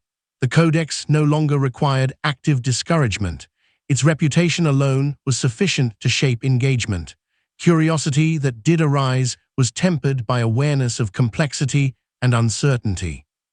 The distinction between curiosity and interpretation became increasingly important. Institutions tolerated curiosity so long as it did not demand interpretive authority. Reading was acceptable, speculation was not. This boundary was maintained through tone rather than rule. Language emphasizing provisionality, difficulty, and caution signaled where curiosity should stop. Interpretation was framed as a responsibility that required collective readiness, not individual enthusiasm. In this environment, curiosity found alternative outlets. Scholars pursued questions adjacent to the Codex that could be explored more freely.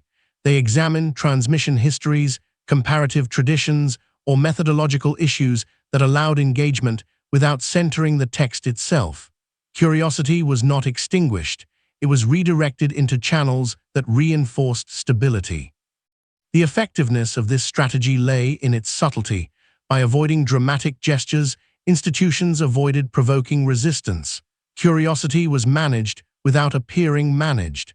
Individuals felt guided rather than constrained. The Codex remained available, yet it rarely became the focus of sustained attention. This approach also allowed institutions to adapt over time. As intellectual climates changed, the same principles could be applied flexibly. New audiences were introduced to the Codex with the same tone of caution. Old patterns were maintained without rigidity. The management of curiosity proved resilient precisely because it was not tied to specific rules. What emerges from this chapter is an understanding of control that operates through engagement rather than exclusion. Institutions recognized that curiosity cannot be eliminated, but it can be shaped. By influencing context, tone, and pace, they guided responses to the Codex without confronting it directly. The Codex remained present, preserved, and accessible, yet the conditions under which it might provoke uncontrolled interpretation were carefully limited. Curiosity learned its boundaries. Interpretation remained contained. The text endured without becoming disruptive. As this section settles, the focus rests not on the Codex itself, but on the delicate balance institutions maintain between openness and restraint. By managing curiosity rather than suppressing information, they allowed uncertainty to exist quietly, held within frameworks designed to absorb interest without allowing it to spread beyond control. Interpretation does not remain still, even when texts do. Across long spans of time, scholarly priorities shift, methods evolve, and assumptions quietly change. The Codex did not escape these movements. Its words remained materially stable, yet the frameworks through which those words were approached altered gradually, often without explicit acknowledgement. Meaning was not replaced, but refracted. Each generation encountered the same text through slightly different lenses, producing reinterpretations that softened disruption without resolving uncertainty. Early readers approached the Codex with expectations shaped by their immediate intellectual environments. They sought coherence, correspondence, and alignment with familiar categories. When the text resisted these efforts, it was marked as difficult and set aside. Later readers inherited both the text and its reputation, yet their priorities differed. Where earlier scholars may have sought doctrinal clarity, later ones emphasized historical context, linguistic nuance, or comparative analysis. The Codex was no longer a problem to be solved, but a phenomenon to be observed. This shift mattered. By reframing the purpose of engagement, scholars altered the stakes of interpretation. The Codex ceased to demand resolution. It became an example rather than a challenge. Its unresolved qualities were acknowledged as intrinsic rather than threatening. This reframing reduced pressure. A text that is understood as permanently ambiguous does not require closure. Over time, interpretive frameworks multiplied. Some scholars approached the Codex as a window into particular cultural imaginations, others as evidence of textual transmission practices, still others as a case study in the limits of canon formation. Each framework extracted something different while leaving the core unresolved, meaning dispersed rather than accumulated.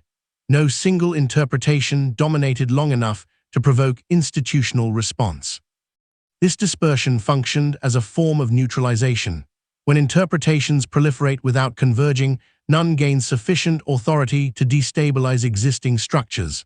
The Codex remained active within scholarship, but its activity was diffused across approaches that did not intersect forcefully. Debate existed, but it lacked focus. Without a central question demanding answer, discussion remained contained. The absence of fixed chronology in these reinterpretations contributed to this containment. Scholars rarely framed their work as part of a linear progression toward understanding.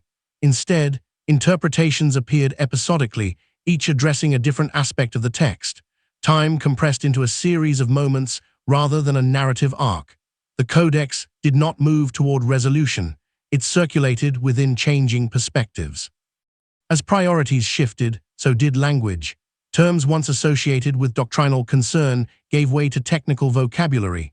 The Codex was described in increasingly neutral terms. Where earlier generations may have spoken of implications, later ones spoke of patterns, structures, and contexts. This linguistic shift mattered. It reduced emotional charge and reframed engagement as descriptive rather than evaluative. This gradual change did not erase earlier readings. They remained in scholarly memory, cited occasionally, acknowledged as part of interpretive history, yet they no longer governed engagement. New frameworks layered over old ones, diluting their impact. The Codex became palimpsestic in reception as well as in form. Each generation wrote its concerns lightly over those of the previous without fully erasing them.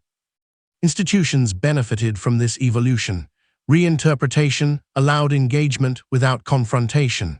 By permitting meaning to shift subtly, institutions avoided the need to take definitive positions. The Codex could be studied under multiple frameworks without being claimed by any. Its potential to disrupt was absorbed into academic plurality. This plurality also shaped pedagogy indirectly. While the Codex remained absent from formal curricula, its interpretive history influenced how students were trained to think about texts. It became an implicit example of how meaning is contingent, how frameworks shape understanding. The Codex taught by example rather than instruction, reinforcing methodological caution. Importantly, reinterpretation across generations did not produce clarity.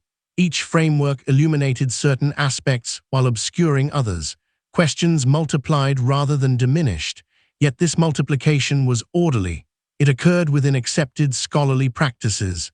The Codex's ambiguity was no longer an anomaly, it was normalized as part of intellectual life. This normalization reduced urgency. When ambiguity is expected, it ceases to provoke anxiety.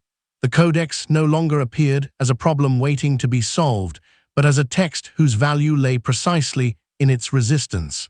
Reinterpretation transformed difficulty into feature.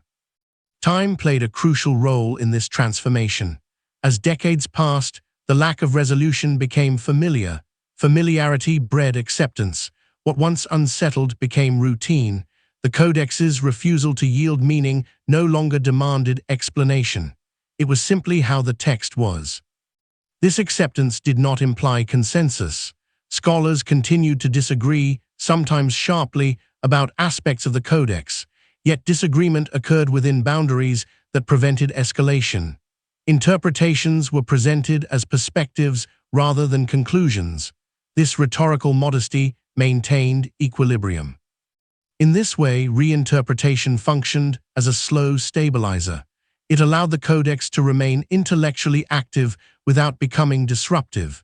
Each generation engaged with it anew, yet none claimed final authority.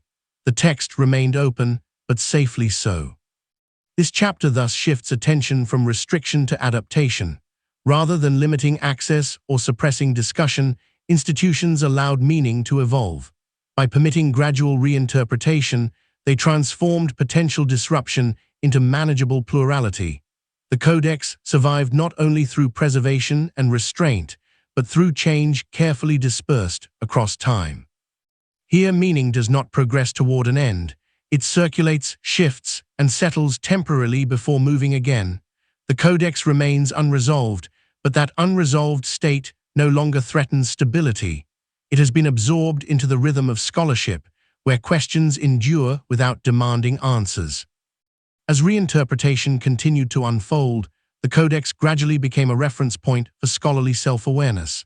It was not only a text to be read, but an example of how reading itself changes. Each generation approached it with assumptions shaped by prevailing intellectual habits, and in doing so revealed those habits more clearly than the text itself. The Codex functioned as a mirror, reflecting the priorities and limits of those who engaged with it. This reflective quality encouraged a certain humility. Scholars recognized that their interpretations said as much about contemporary frameworks as about the Codex's original context. Awareness of this dynamic tempered claims to authority. Interpretations were presented as situated responses rather than definitive accounts. The Codex thus became a site where methodological caution was practiced repeatedly, reinforcing a culture of provisional understanding. The cumulative effect of these practices was subtle. Rather than producing a single dominant reading, reinterpretation generated a constellation of perspectives that coexisted without hierarchy. Some emphasized narrative elements, others structural features, still others comparative resonances. None displaced the others entirely. This coexistence diffused interpretive energy, preventing any one approach from gaining the momentum necessary to challenge institutional equilibrium. This diffusion also altered how disagreement was managed. Where earlier debates over difficult texts might have sought resolution, later discussions accepted divergence as inevitable. Disagreement was no longer a problem to be solved, but a condition to be acknowledged. The Codex's ambiguity provided a stable backdrop against which this acceptance could be rehearsed, its unresolved state-normalized plurality. Institutional structures adapted accordingly. Editorial standards favored cautious language and contextual framing. Conferences allowed space for multiple perspectives without pressing for synthesis. Funding priorities supported projects that examined aspects of the Codex without claiming comprehensive interpretation. These structures did not silence debate, they shaped its form. Reinterpretation remained active but contained. The absence of chronology in these shifts contributed to their effectiveness. Without a narrative of progress, there was no expectation that understanding should converge. Interpretations appeared as moments rather than milestones. Each stood on its own, contributing to a broader sense of complexity rather than a linear advance. The Codex did not move toward clarity, it accumulated context. This accumulation altered the Codex's role within scholarly consciousness. It was no longer perceived primarily as a challenge to existing frameworks, but as a persistent reminder of their limits. The text's resistance became instructive. It demonstrated that not all materials yield to the same methods and that adaptability is as important as rigor. Reinterpretation thus served an educational function, shaping scholarly temperament over time.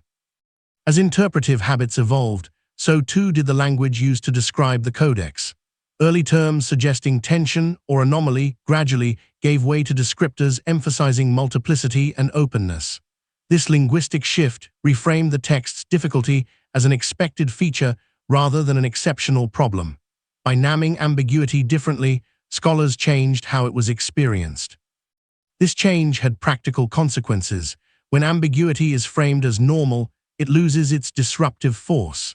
The Codex could be discussed openly within certain parameters without generating anxiety. Its unresolved nature became a shared assumption, allowing conversation to proceed without pressure for resolution. Reinterpretation transformed uncertainty into stability. The Codex's interpretive history also influenced how scholars approached other materials.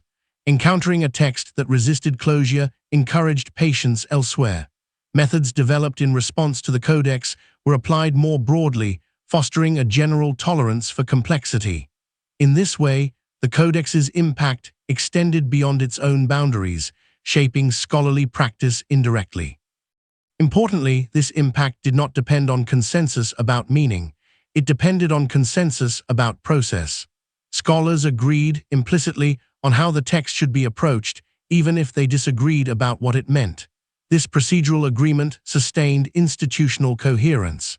Reinterpretation was allowed, but it followed shared norms that prevented escalation. Over long durations, these norms became ingrained. New generations entered a scholarly environment already accustomed to the Codex's ambiguity. They learned to treat it as a case study in interpretive humility rather than a puzzle demanding solution. The text's disruptive potential was neutralized not by diminishing its complexity, but by integrating that complexity into routine scholarly expectation. This integration did not exhaust the Codex's significance. It remained capable of generating new questions as frameworks shifted. yet each new question was absorbed into the same pattern of provisional engagement. Reinterpretation continued, but always within boundaries shaped by accumulated practice. The Codex thus occupied a distinctive temporal position. It was always contemporary, in the sense that it was continually reread, yet never current, in the sense that it did not drive immediate discourse. Its meaning hovered, shifting slightly with each engagement, never settling long enough to provoke decisive action. As this chapter settles, the focus remains on movement rather than arrival. Reinterpretation across generations did not resolve the Codex. It redistributed its significance across time, allowing change without rupture. Meaning evolved, but slowly, quietly, and without convergence. In this slow evolution, institutions found a way to live with uncertainty. By allowing interpretation to change incrementally, they transformed potential disruption into manageable plurality.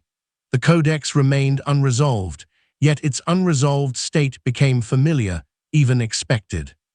What persists is not an answer, but a pattern, meaning that shifts without concluding, engagement that continues without escalating, and a text that endures by remaining open. The Codex moves through generations not as a problem to be solved, but as a presence that adapts to the frameworks brought to it, never fully contained, yet never allowed to overwhelm. Authority does not always arise from repetition or visibility. In some cases, it emerges from absence. The Codex acquired a form of influence not through widespread teaching or frequent citation, but through its persistent omission from formal explanation. This omission was not dramatic enough to provoke challenge, yet consistent enough to be noticed. Over time, the gap itself became meaningful. What was left unexplained invited attention, precisely because it remained outside ordinary pathways of instruction. For many, first awareness of the Codex came indirectly. It appeared as a reference without elaboration, a title mentioned in passing, a footnote without expansion. These brief encounters suggested presence without familiarity. The text existed, yet it was not offered. This imbalance generated a quiet curiosity. Absence, when combined with acknowledgement, does not erase interest. It refines it. The Codex's authority grew from this refinement. Texts that are fully explained surrender much of their power. Their meanings are stabilized, their implications bounded. The Codex resisted this process by remaining largely unarticulated. Without official interpretation to anchor understanding, it occupied a space of potential. That potential, undefined and unresolved, lent it weight beyond its actual circulation. Cultural perception played a central role in this process. Audiences tend to assign significance to what appears withheld, even when no explicit withholding occurs. The Codex's limited presence suggested deliberation. If it was not taught, there must be a reason. If it was preserved but not explained, it must matter. These assumptions did not require confirmation. They arose naturally from the pattern of encounter. Speculation followed, not the kind that erupts into public controversy, but a quieter form that circulates privately. Individuals wondered why the Codex remained peripheral. They imagined meanings not offered, interpretations not shared. In this way, absence amplified attention without amplifying noise. The Codex became a subject of thought rather than discourse. This dynamic did not depend on institutional messaging. Institutions did not need to assert authority on behalf of the Codex. Its authority emerged through contrast. Other texts were taught, explained, debated. The Codex was acknowledged and then set aside. That difference alone shaped perception. Absence functioned as a signal, even if no signal was intended. Quiet acknowledgement reinforced this effect. The Codex was never denied. It appeared in catalogues, references, and scholarly memory. Its existence was secure. This security distinguished it from forgotten or discredited texts. The Codex was not absent because it was unimportant. It was absent despite being preserved. This distinction mattered deeply. Preservation implied value. Silence implied restraint. Together, they suggested significance. Over time, this combination produced a peculiar authority. The Codex did not instruct, yet it influenced. It did not define doctrine, yet it lingered at the edges of understanding. Its authority was not formal, but atmospheric. It shaped conversations without being named. influenced assumptions without asserting claims. This atmosphere affected how people spoke about knowledge itself. The Codex became an example, often unspoken, of how much remained outside explanation. It reminded scholars and students alike that not all materials are rendered transparent. Some remain deliberately opaque, whether by choice or by inheritance. This reminder carried weight precisely because it was not articulated. Cultural memory amplified the effect. Stories of texts not taught often gain resonance through repetition, even when details fade. The Codex's absence became part of its identity. Each generation encountered it anew, not through explanation, but through the same pattern of omission. The repetition of absence created continuity. The Codex was always there and always just beyond reach. This continuity encouraged a particular kind of respect. Texts that are debated openly invite disagreement. Texts that are explained invite critique. Texts that are absent invite caution. People approach them carefully, unsure of boundaries. The Codex benefited from this caution. It was treated with seriousness, not because its meaning was known, but because it was not. The authority generated by absence also proved resilient. Unlike authority based on interpretation, which can be challenged and revised, authority based on silence is difficult to confront. There is nothing concrete to dispute. Questions about why the Codex is not explained rarely produce answers, only further deferral. The absence sustains itself. Importantly, this authority did not require belief in hidden truths or suppressed knowledge. It functioned even among those skeptical of such ideas. The Codex's limited presence did not need to be dramatic to be effective. It simply needed to persist. Over time, persistence alone suggested deliberation, and deliberation suggested importance. This perception influenced behavior subtly. Scholars hesitated before invoking the Codex, aware of its ambiguous status. Students sensed that it lay outside ordinary discourse. Even those uninterested in its content recognized its symbolic position. The Codex stood for the idea that some things remain unspoken, not because they are forbidden, but because they resist integration.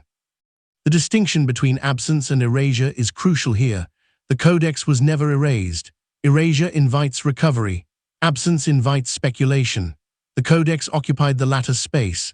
Its authority emerged not from being lost, but from being held back without explanation. This holding back, whether intentional or inherited, shaped cultural perception more powerfully than overt restriction could have. As this chapter unfolds, attention shifts away from institutional decisions and toward collective interpretation. Authority here is not imposed, it is inferred.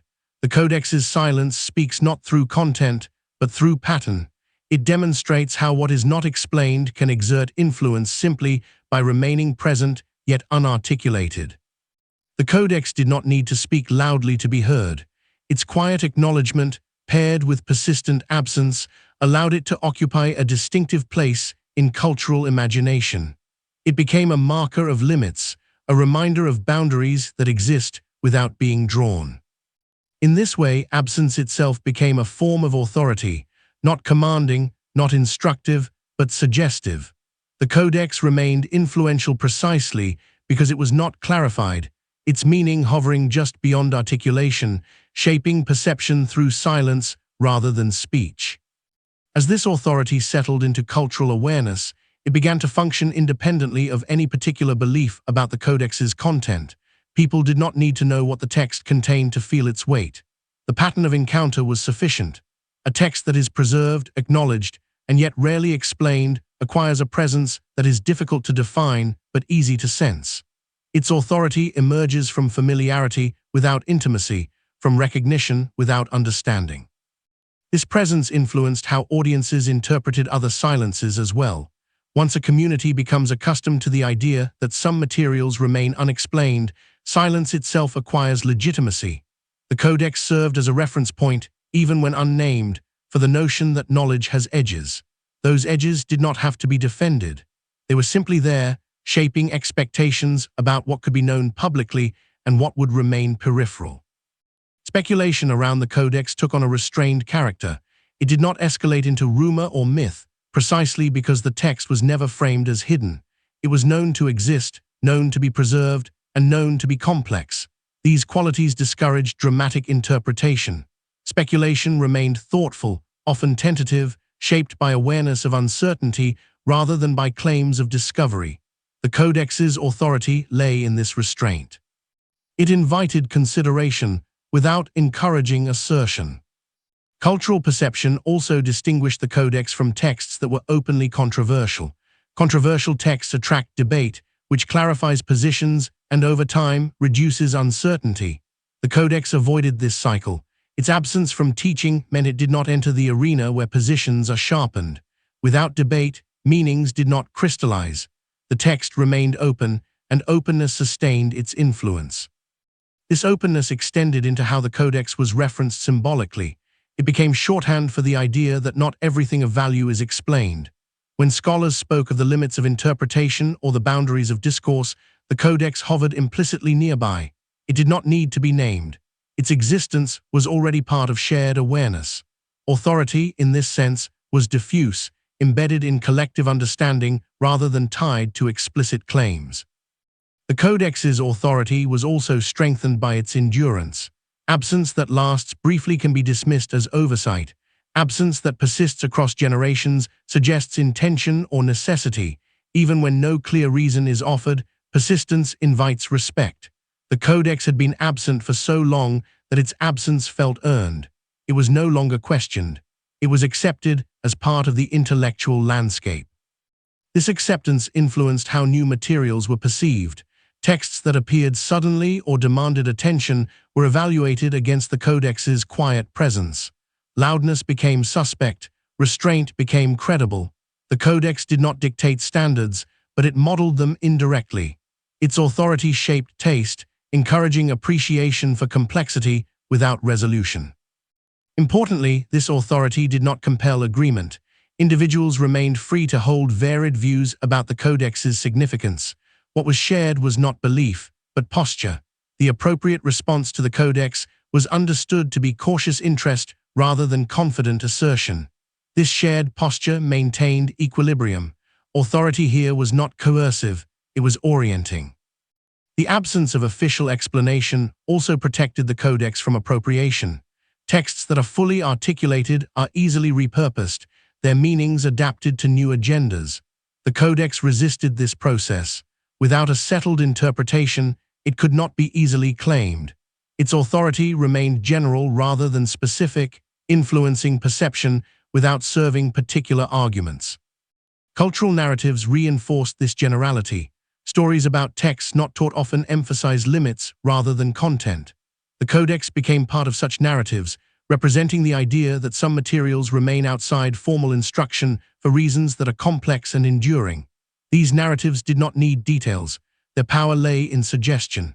The Codex's authority was sustained by being invoked as an example rather than explained as a case. This mode of authority proved adaptable.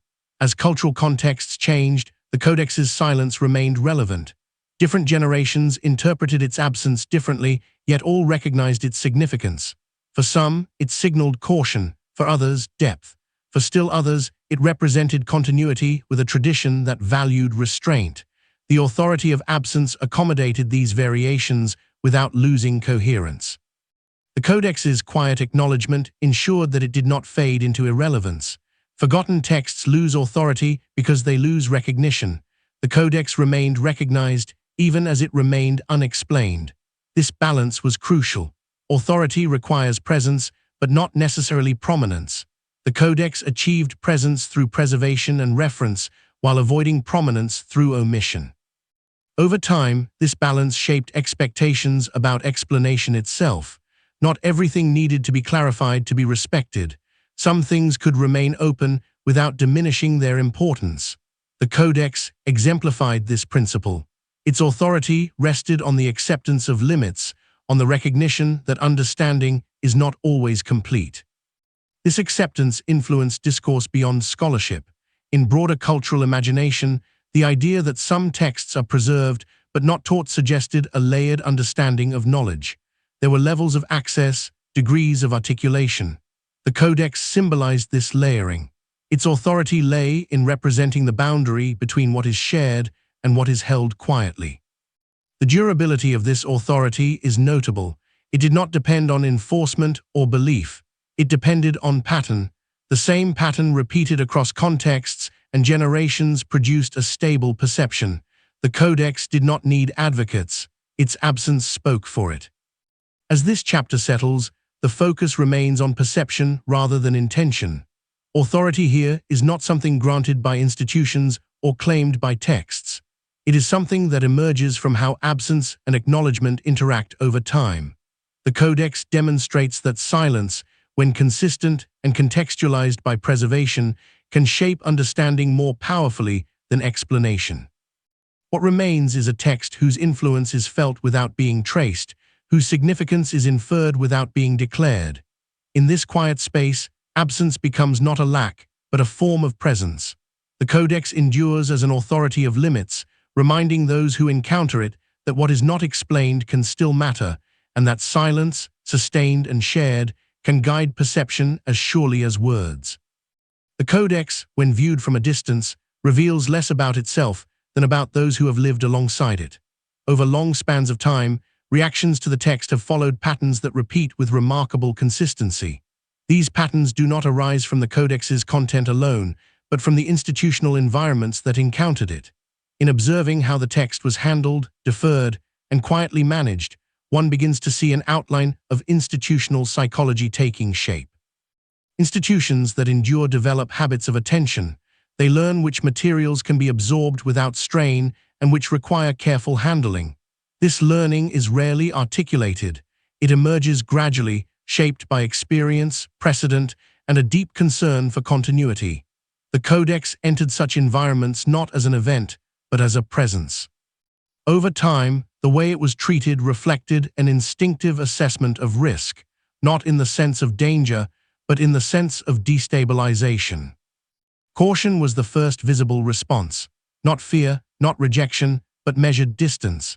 The Codex was acknowledged, preserved, and made available under controlled conditions, yet it was rarely placed at the center of institutional life. This choice reveals a preference for stability over exploration. Institutions built to last tend to privilege coherence, ensuring that new or difficult materials do not fracture established structures. The Codex tested this preference simply by refusing to resolve itself. Longevity sharpened this instinct. Institutions that measure time in centuries develop a sensitivity to cumulative effects. They understand that small disruptions, if repeated, can alter foundations. The Codex did not threaten immediate change, but its unresolved nature suggested the possibility of gradual erosion. Questions without closure can persist, and persistence can unsettle. The restrained handling of the Codex reflects an awareness of this long-term dynamic. Intellectual self-preservation emerged as a guiding principle. This does not imply defensiveness in a narrow sense, but an orientation toward sustainability. Institutions learned to conserve interpretive energy, directing it toward areas where resolution was possible and productive. The Codex, resistant to such resolution, was therefore managed rather than engaged. This management allowed institutions to protect their intellectual frameworks without denying the text's existence. Patterns of response became standardized over time. Initial caution hardened into convention. What began as a series of judgments made by individuals evolved into institutional habit. New members entering these environments encountered established practices and absorbed them without question. The Codex's marginal position was inherited rather than debated. In this inheritance, institutional psychology reveals its capacity to transmit attitudes across generations. Codex also exposed how institutions differentiate between responsibility and endorsement. Responsibility required preservation. Endorsement would have implied integration. By preserving the text materially while distancing it intellectually, institutions demonstrated a nuanced understanding of obligation. They acknowledged the past without allowing it to reshape the present. This balance reflects a form of maturity, a recognition that not all inheritances must be assimilated. Reactions to the Codex further reveal how institutions manage uncertainty. Uncertainty can be productive in limited doses, but excessive uncertainty strains systems designed for order. The Codex embodied sustained ambiguity. Rather than resolving this ambiguity, institutions contained it. They allowed uncertainty to exist within defined boundaries, preventing it from spreading into areas where clarity was required. This containment strategy reveals a preference for compartmentalization, a psychological mechanism that preserves function.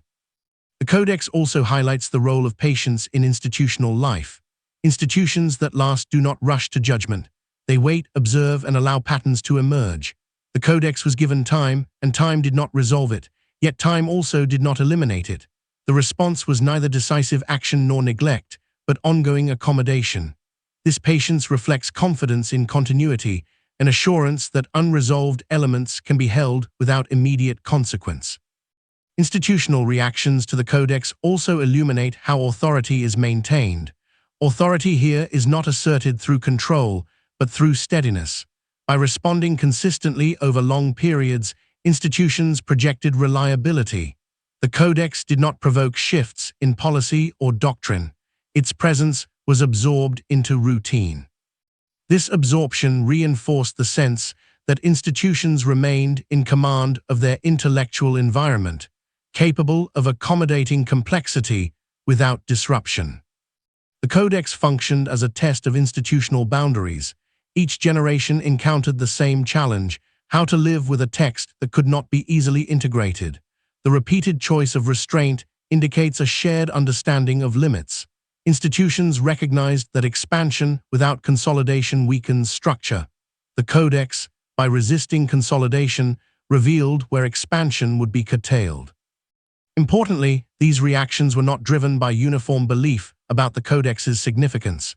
Individuals held varied views, some finding it intriguing, others marginal. What remained consistent was behavior. This consistency suggests that institutional psychology operates independently of individual conviction. Systems shape action even when opinions diverge. The Codex's treatment reflects this systemic influence.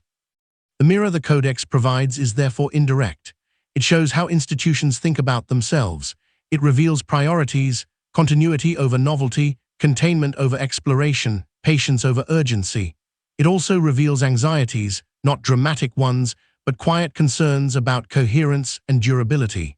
The Codex exposed these concerns simply by existing as something that could not be neatly resolved. This reflective function extends beyond the Codex itself. Observing its treatment allows insight into how institutions might respond to other ambiguous materials. The same instincts, classification, restraint, redirection, would likely apply elsewhere. The Codex thus becomes emblematic, not because of what it says, but because of how it is handled. In examining these reactions, attention shifts away from textual analysis toward institutional character. The Codex is less a subject than a catalyst, prompting responses that reveal underlying values. Its unresolved nature did not demand answers. It invited choices, and those choices accumulated into pattern. As this chapter unfolds, the Codex recedes further into the background. What comes into focus instead is the institution itself, its habits, its caution, its long view of time.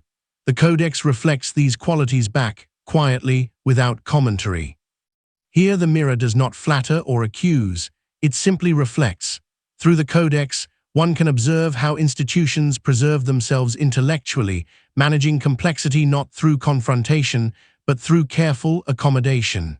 The text remains unresolved, but the response to it is clear. Over time, the Codex's role as a mirror deepened, reflecting not only caution, but a broader philosophy of endurance. Institutions that persist across generations develop an aversion to decisive gestures that cannot be reversed. They learn that certainty can be costly, while ambiguity can be managed. The Codex, by resisting conclusion, offered a surface onto which this philosophy could be projected. Its presence allowed institutions to practice restraint repeatedly, refining habits that favored longevity over resolution. This practice shaped institutional memory. Decisions about the Codex were rarely recorded as turning points. There were no proclamations to remember, no moments of rupture to commemorate. Instead, memory was procedural. It resided in routines, in the way access was granted, in how references were framed, in what was emphasized and what was omitted. The Codex's history became inseparable from these procedures. To understand one required observing the other. The mirror also revealed how institutions negotiate responsibility across time. Each generation inherits not only texts, but the consequences of previous choices.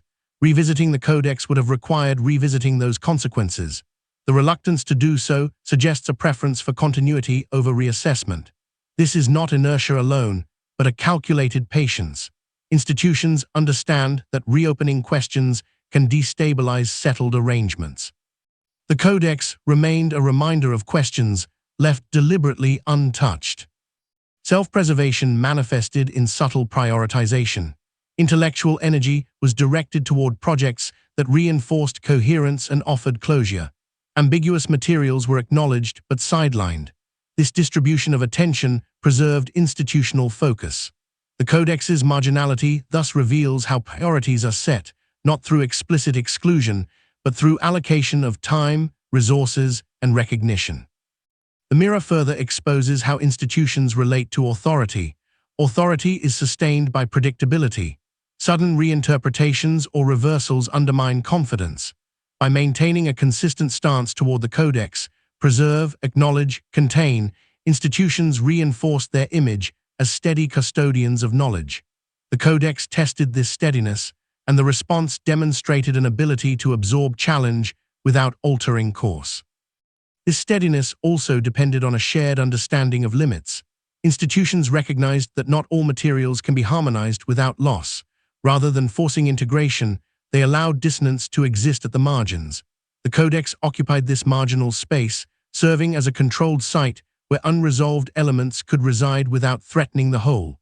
This compartmentalization is a hallmark of institutional psychology, enabling complexity to be isolated and managed. The Codex's mirror function extended to how institutions view innovation. Innovation is often celebrated, yet it carries risk. The Codex represented a form of innovation from the past, ideas or structures that did not align with later systems. The response to it suggests caution toward novelty that lacks clear trajectory. Institutions favored developments that could be assimilated smoothly. The Codex, lacking such a path, was held in reserve. This reserve did not imply disregard. On the contrary, the Codex was treated with seriousness, precisely because it could not be easily resolved. Its careful handling reflects an awareness that some materials challenge foundational assumptions. Institutions responded not by confronting those assumptions directly, but by maintaining a buffer. The Codex remained a silent interlocutor, present but not engaged. The mirror also reveals how institutions distribute responsibility among individuals. No single scholar bore the burden of deciding the Codex's fate. Responsibility was diffused across roles and generations. This diffusion protected individuals while preserving institutional stance. The Codex's treatment was the product of collective behavior rather than individual judgment. In this way, institutional psychology asserted itself through structure rather than command. Observing this behavior highlights a preference for incremental change.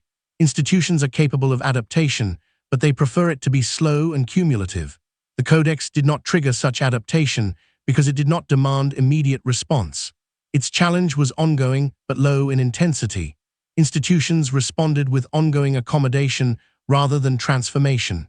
The mirror shows a system designed to absorb pressure gradually rather than react sharply. This design also values discretion. The Codex was never framed as a crisis. Crisis invites scrutiny and demands action. By keeping the Codex within routine, institutions avoided elevating its significance. Discretion allowed management to proceed quietly without drawing attention to the very tensions it sought to contain. The mirror further reflects how institutions handle internal diversity. Individuals within them held differing views about the Codex, yet behavior remained consistent. This consistency indicates that institutional norms can override individual inclinations. The Codex's treatment demonstrates how shared practices maintain coherence even amid private disagreement. The mirror thus reveals the strength of institutional culture in shaping action. The Codex also exposes an institutional comfort with incompleteness.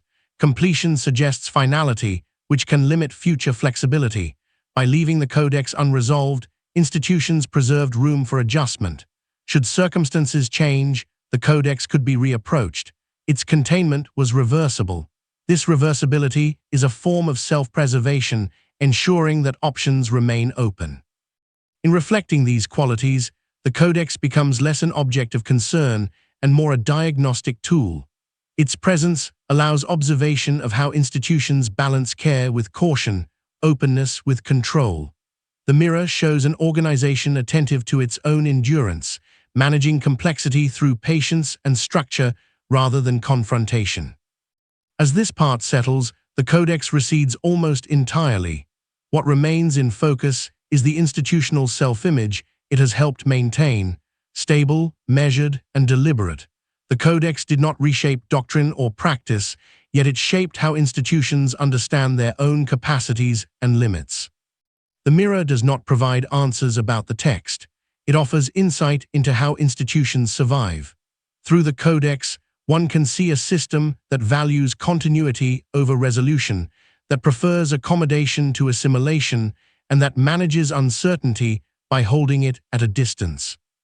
In this reflection, the Codex fulfills a role it never explicitly claimed. It becomes a quiet measure of institutional character.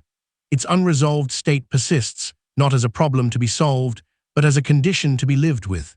Institutions, in turn, reveal themselves through their willingness to live with that condition, maintaining balance through restraint and preserving themselves by allowing certain questions to remain unanswered.